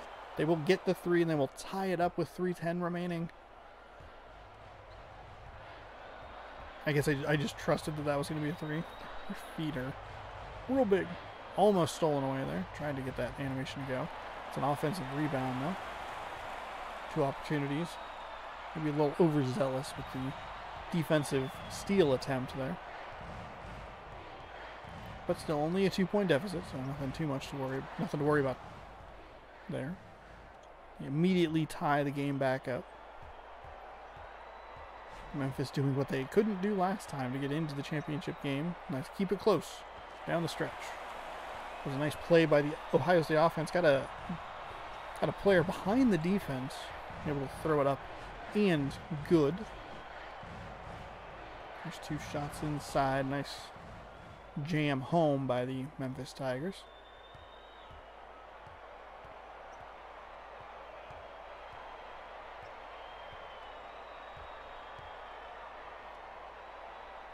There's a big 3 from Ohio State. It gets a friendly roll. Brought us home. 3-point lead. Under 2 to go. Obviously, you don't have to match 3s with 3s. You can trade a 3 for a 2 there. Just keep yourself in the game. With Memphis, I just get so worried that they're going to miss 2 shots. All of a sudden, it's going to be a 15-point lead for Ohio State. Like, all hell's broken loose. Nice defense there by by Memphis. Getting good contact there with the Ohio State player. Forcing a missed shot and getting the rebound. Getting the loose ball. That was out of bounds. I'm not sure who he was throwing to. The player he was throwing to clearly was not looking. I'm surprised he didn't throw to the player at the 3-point line, considering that he was pretty open. Memphis will take a timeout here, so we have a Master Chief amount of time remaining. Remaining 1:17. Ohio State's going to work with a full court defense. There's a nice break there. get players open in the paint, but then the players in the paint move. See if they elect for a 2 or a 3 here. No reason to take a 3. Instead, they throw it away. Tries to... There you go. There's some nice defense. Memphis is going to... The wheels are going to start coming off here right at the end at the worst time. Ohio State going to run with that pesky full court defense. Got a player on the left. Why the fuck are you throwing it backwards? What are you doing? That was the same thing that bit them in the last game.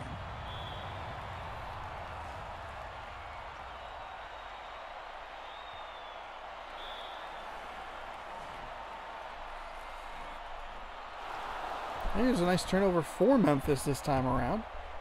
Get up the court. They're down 5. They really need to score something here. They get it to rattle around and rattle home. 57-54 with 34 seconds remaining. They're going to probably just try and get a 10-second violation as soon as they get across the court. There you go. There's the reach in. There's the intentional foul. That'll be a 7th team foul. Rattling it home.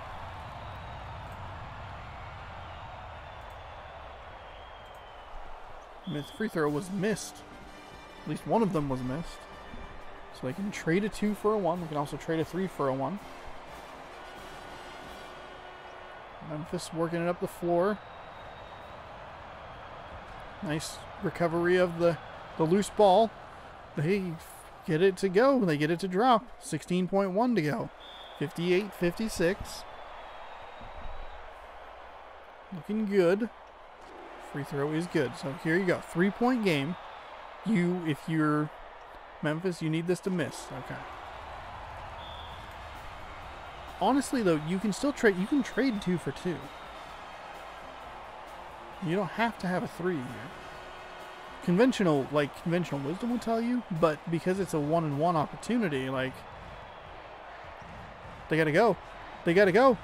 Oh no! Oh, game.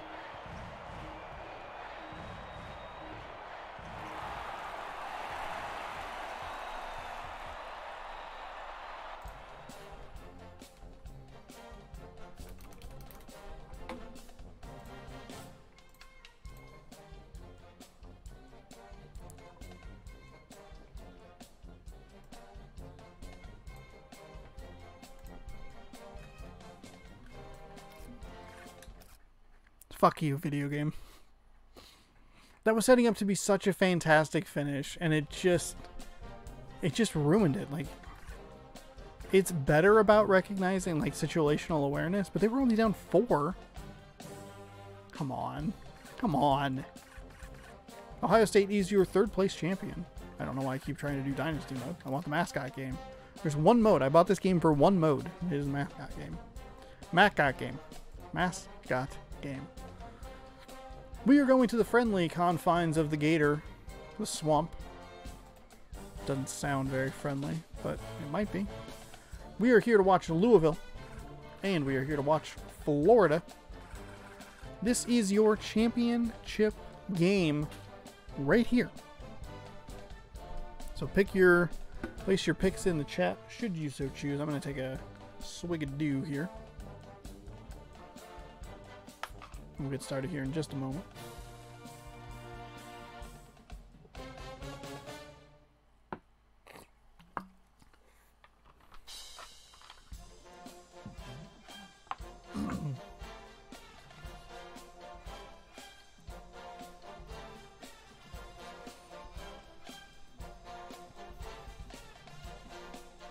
I don't know what instrument that is. Saxophone? Saxophone. Saxophone. Alright. That's the wrong Xbox controller. You're a few years down the line, buddy. Actually. There we go. Alright. Florida. Louisville. Championship game. We're going to Gainesville. O'Connell Center, Gainesville, Florida. 10 minutes. Hardest difficulty.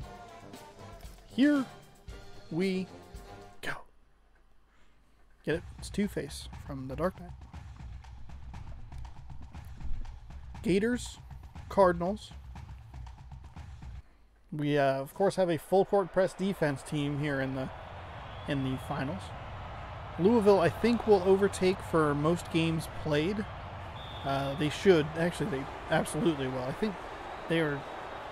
This will be the 15th game that they've played in the tournament. I think that's very much the lead.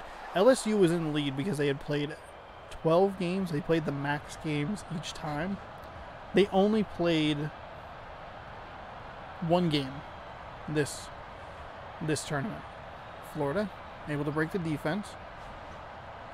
There they get it around to the outside. But this will be Louisville's 15th game. We'll see where Florida ranks. I'll keep track of that stuff for September. But as it stands now, we have Florida and Louisville. They are playing for the championship game.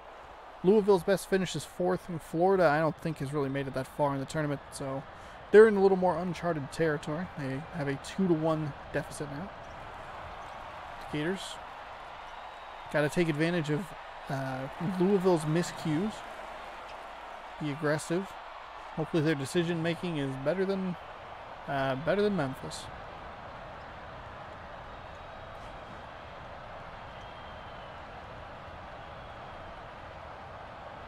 There's a nice inside little move there.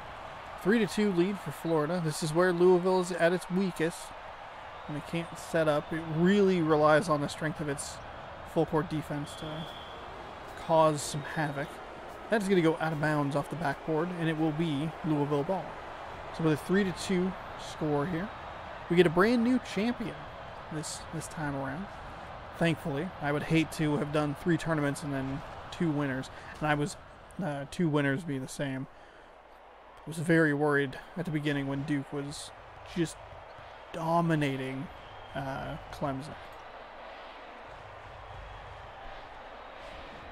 But fortunately, they lost to UCLA. UCLA ended up losing to Memphis, I believe. Or no. Florida. I don't know.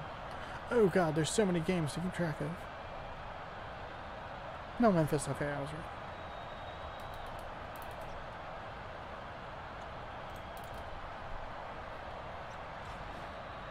So, Louisville down 1, working it around the outside here.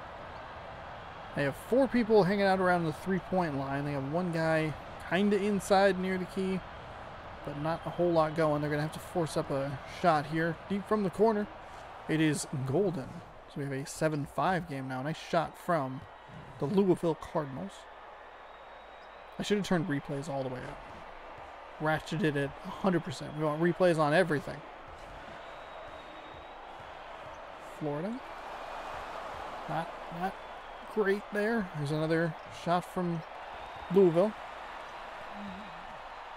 If you're watching this, which you are, if you're tuned into twitch.tv/SeanSportsRex, or you're watching this on YouTube, the key for Louisville is going to be turning their turnovers into points and creating a lead that is insurmountable for the Florida Gators. Which, like, it's kind of an interesting cycle to watch them, like, okay, they get a turnover, score points, get another turnover, score points. They can blow this lead up really big. For Florida, you can't let them be that efficient. They'll throw them down with a hard foul. Already getting a little chippy. They know what's on the line.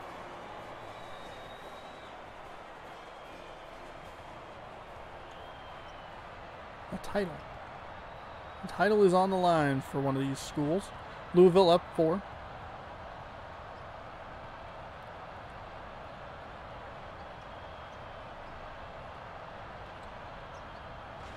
Oh, there's a nice jam home. And Louisville now up 6. They'll work their full court pressure magic here. Creates a lot of turnovers. Florida, I thought, might have a little bit more of a... Oh my goodness. Might be a little bit more prepared. Louisville with a 3. Nothing doing there. Okay, Florida, you have to take advantage of them. Take advantage of the miscues of Louisville. and not step out of bounds. I didn't really think that was like a thing that people would need to tell you. Oh, there you go. Louisville with a miscue of their own. It's kind of an errant pass went out of bounds. 6-point lead here for the Cardinals. Everybody hanging out around the 3-point line. They're going to run a little screen off the top there. A nice easy layup. Cuts the lead down to 4. 4.5 minutes gone here. Louisville not as efficient as you would think they would be. Nice 3-pointer there. As far as turning the turnovers into points. But a nice 3 there gives them a touchdown lead over the Gators of Florida. See what they do here. They just turn the ball over. Okay. Good. Excellent. It's going to be a foul and an opportunity for a 3-point play. Louisville's not going to be in the next tournament because I'm fucking tired of watching them. We really have watched a lot of Louisville games. A lot of Louisville, a lot of LSU. That's what happens when you play at least 2 tournaments that have 6 games apiece in them. Holy cannoli. Still not really working anybody inside the Gators. There they finally get somebody to cut low. 16-7 game now, 16-9. So there's your number. 9-point lead for Louisville. Nice shot there. So they again double up the Florida Gators. I would imagine that if people fill up brackets in September, I'd imagine we're going to see a lot of Louisville picks. Which I would not blame you. Wouldn't blame you at all. Sometimes you have to go with your head, you know? Sometimes your heart always tells you to choose Washington State and assume that they're going to go real far. And then Washington State poops it in the first round every single time. This time it would be, oh, that was... I just don't get it. I don't understand... Oh, boy. I don't understand why... Louisville is up by so many, they're like, you know what, you can just take it to half court. We're tired. They're wide open on the left. They're wide open. And they're not doing anything with it. We have a dead silent Gainesville crowd here as the lead is now 15 in the first half. Florida actually had a lead of 16 in their game, or in their Final Four appearance, rather. And they were able to use that to push Ohio State to the 3rd place game and instead meet the shredder known as the Louisville Cardinals in the championship game themselves. So 13 points now. We'll see what Louisville wants to do here. As far as the defensive side of the ball is concerned, after they make that shot, they will just work with a half-court defense. 16 points. That is the largest lead of the game. 27-11. Florida coming off a really bad second half in that win over Ohio State. It looks, I mean, it says that they won by 8, but they definitely struggled in the second half. And those struggles are continuing here in the championship game. Under 3 to play. Louisville really slowing down the pace here. They've been good from outside. They're also good from inside. 16-point deficit now. Florida Gators work it up the floor.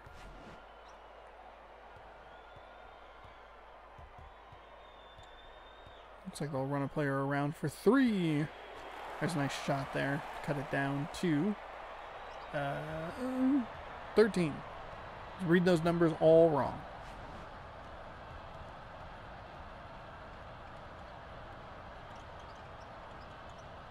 Louisville has a player kind of stuck there in the paint, trying to get somewhere. There you go. Setting some kind of screen. Weird. Nice steal by Florida there. See what they elect to do here. Louisville's going to probably have to go, not have to, but they'll probably choose to go back into their full court press if this gets too close for comfort. I don't know exactly what that number would be, but 29-18 makes it 11. Florida getting a little bit of momentum here. I guess that's the danger if you're Louisville. Excuse me.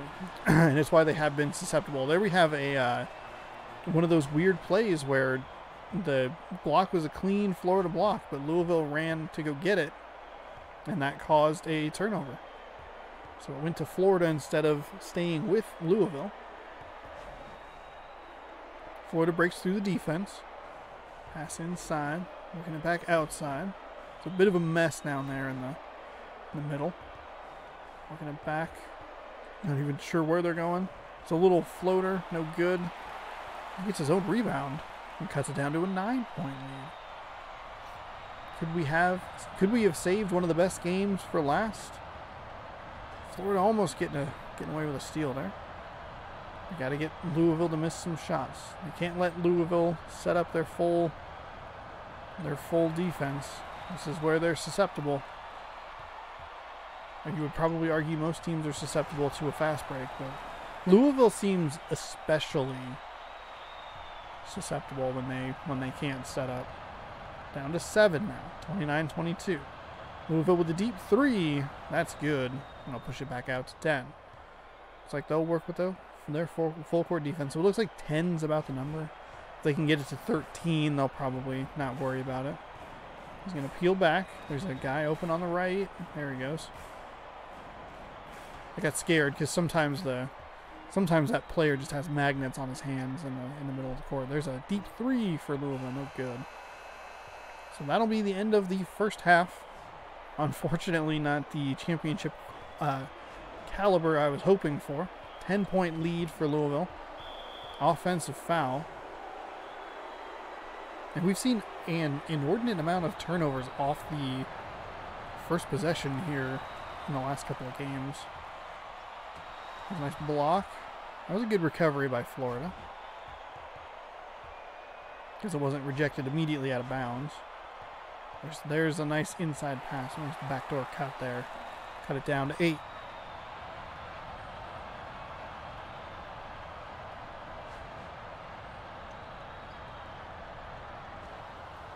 Okay. Florida responds with a 2, and they'll knock it back up to 10.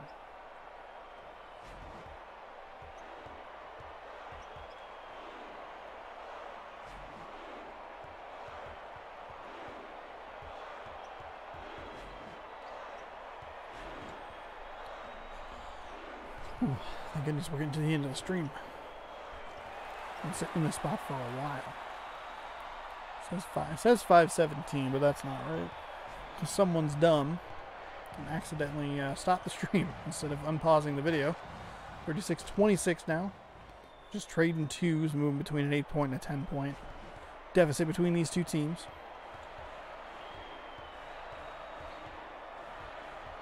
They're gonna turn the ball over. Okay.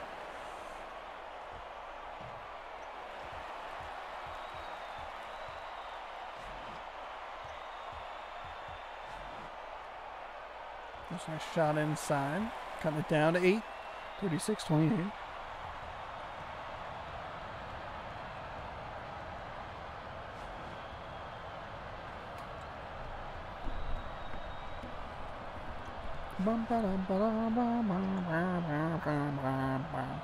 There's a deep 3 from Louisville. They have been on fire from long range. Holy moly.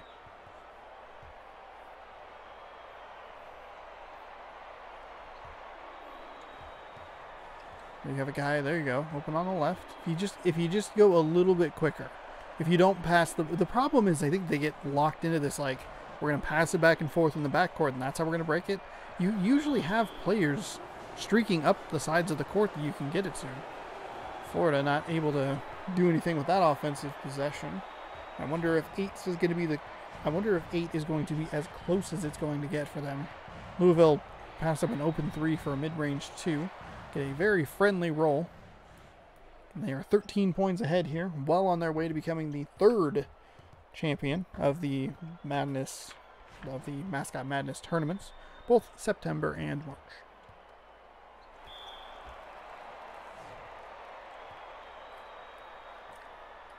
I don't know why I said it in that order. March and September. Anyway, you get the gist of it.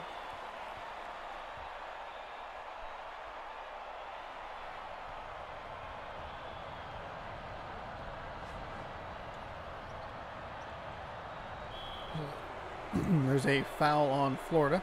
Second team foul. Louisville will go to the line for 2. The throw is good. The first one, at least. Second one is good. So, 13-point game now.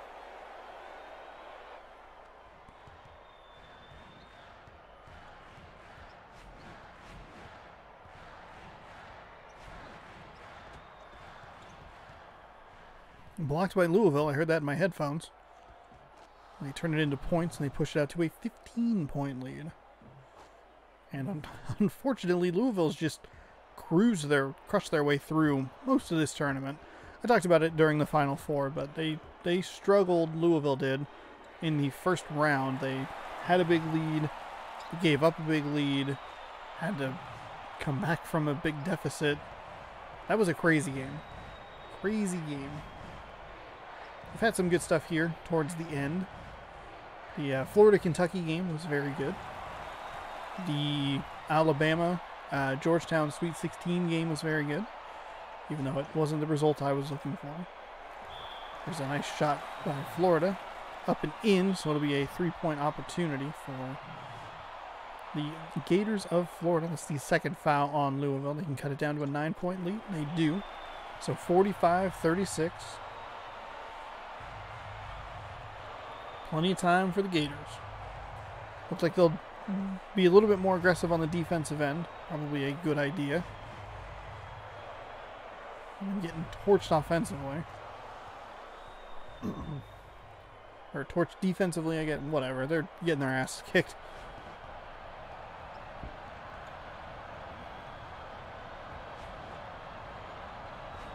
You gotta go.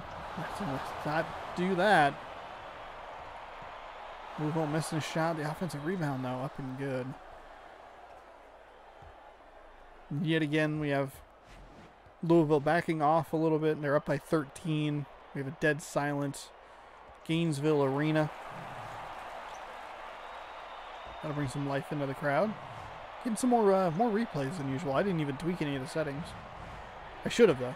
I turned it all the way up. Then it'd just be a highlight reel of Louisville. Louisville made another layup. Nice block by Florida there. Louisville does a really great job on the defensive end to not give Florida anything terribly easy. It's right on the line. Thank God they have big feet that don't count. Whipping it across court. There's a 3, and there is an 8-point lead for the Louisville Cardinals. Florida has 5 minutes remaining to try and make something out of this. Hell, there's an opportunity. Louisville will switch back to their full court press. Not quite as full court as they're used to. Maybe they switched up depending on where the ball goes. That one wasn't a baseline. That was just slightly up. They were like, that's a 5-foot difference. We're good. We're going to change it up completely. It's going to lead to an easy Florida basket. Florida with a nice block there. 6-point game all of a sudden. Looking good, Florida. Probably just jinxed you. Knock on wood. Granted, it's a video game, so cool, great. I absolutely jinxed him. That player just got the hell out of the way. That's a weird quirk about this game. He was in good defensive position. Had an opportunity to at least try and affect the shot. Maybe foul him, something. Do something, push him, pull him, whatever. But just didn't. There's a nice break of the defense. That was right at the 10-second mark. Neither of the teams that Louisville's faced in the last 2 rounds, Memphis and now Florida, have been particularly good about taking advantage of actually breaking their defense. They usually have a player or two that is in a relatively good position to try and get an easy layup. They just don't push the ball up that fast. You had a wide open guy in the corner for 3, or had a wide open guy in the corner for 3. Let's try and spin out of it. Into a double team. Back out. Top of the key. There's a 3 for Florida. Buries it. That's down to 5 now. 51-46. This is where Louisville has problems. There's a nice jam. That's not where they have problems.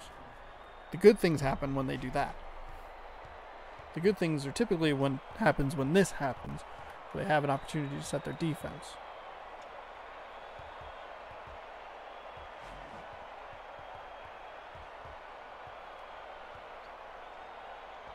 There's a nice shot by Florida. Still keeping it to a 2-score game. 5-point lead. 2-score game. I mean, you could say 3-score game if you just want twos, but Florida's been pretty good, or pretty effective, I should say, from 3, so.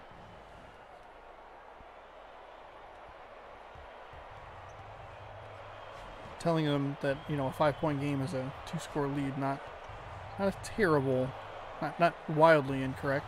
There's a nice double team by Louisville and a steal.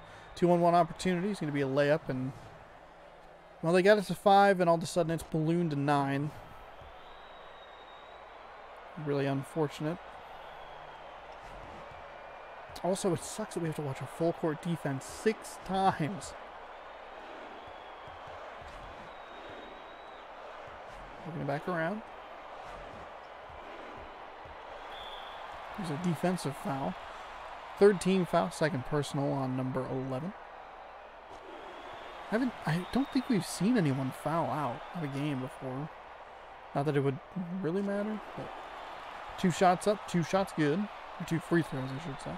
Up and good for the Florida Gators. 57-50. 2 minutes remaining here in the second half of the championship game. Time just flies when you're having fun. I can't believe we're already here. 63 games up. 60. Well, I don't know how that math was going to work out. This is game number 64, is what I was going to say. 63 games down, one remaining here. 1 minute and 48 seconds game time as Florida takes an early timeout. Usually you see it about the 1.5-minute mark. They'll take it about 18 seconds earlier. There's a 3 for Florida. There's a nice offensive rebound.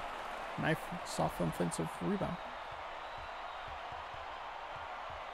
Florida's a team that can try and, you know, trade 3s for 2s. You need a lot of them, but no sense in fouling just yet. Down 7. There you go. Nice defense there, Florida.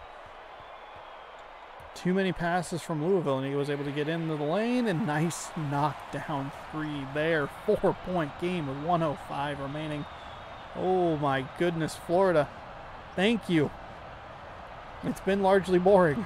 I'll be honest with you. You're making it exciting towards the end here. There's no reason for Florida to really start fouling yet. They got 19 seconds on that shot clock left. That gives them about 30 to play with. Only down 2 possessions. 10. The only issue with this, and I was about to say that in the last possession, the issue with this game is the 3-second shot is really effective. Like, too effective. Contextually too effective. Like, there's no reason, like, he just stood there dribbling and all of a sudden he just pops and shoots. There's a guy that's right there. Interestingly enough, Louisville lays up on their defense, or eases up on their defense late in games, which is weird. There's a 3 from Florida. It's no good. Defensive rebound. Louisville. Florida will give it a shot, I guess. Under 20 seconds to go. They really needed them to miss that deep in the shot clock shot, which is one of the drawbacks of this game. It's just too effective. We've seen it in spots that, like, that at least makes some sense just as far as, like, the distance is concerned. But we've seen it in, like, really deep 3s and stuff like that. And it's just like, oh, this feels... It feels like it's built to, for whatever reason, work. Florida, unfortunately, a little too late here, as they had just too much of a hill to climb. They did do a good job at least making it competitive down the stretch here.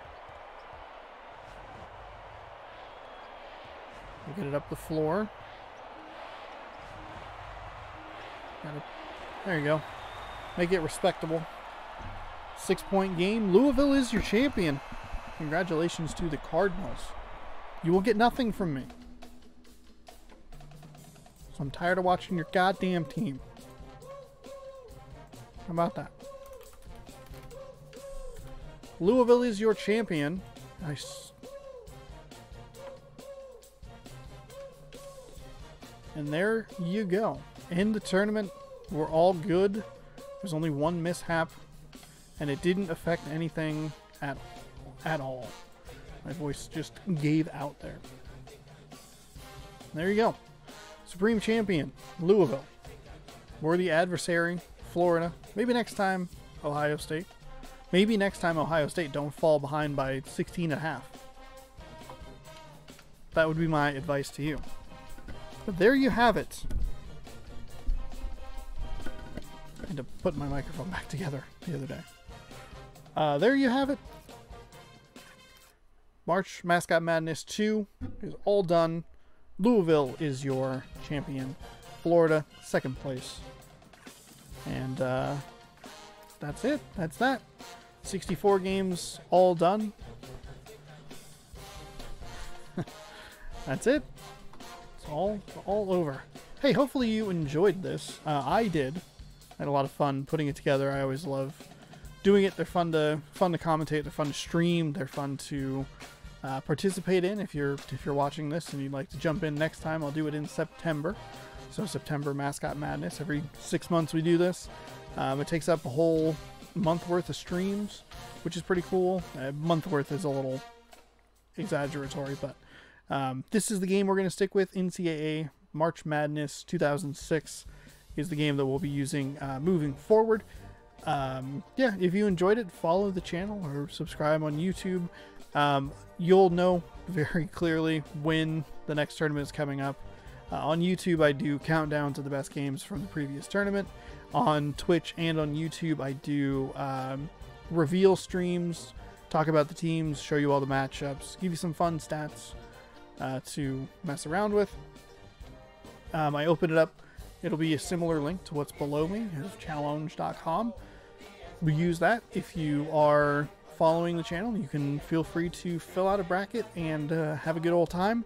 It makes it a lot more fun. It makes it more interesting where you're rooting for example, this stupid tree. You're like, I don't know who Stanford is. I don't care about Stanford, but I picked them to win, and I want to, be competitive and win. So there you go. They're a lot of fun. I don't know what the dates will be exactly for the September tournament, but probably in August you'll see stuff pop up for that tournament. So yeah, again, if you like this stuff, follow on Twitch, subscribe on YouTube, all that good stuff. Thank you so much for watching this whole thing. It was 8 parts long. It's like 30 hours or something like that. So if you sat through all of it, congratulations, you did it. Yeah, thank you so much for watching. We'll see you next time, YouTube, with on a different day with something else. I don't know what to do now. This was my goal, and now it's all done. I feel lost.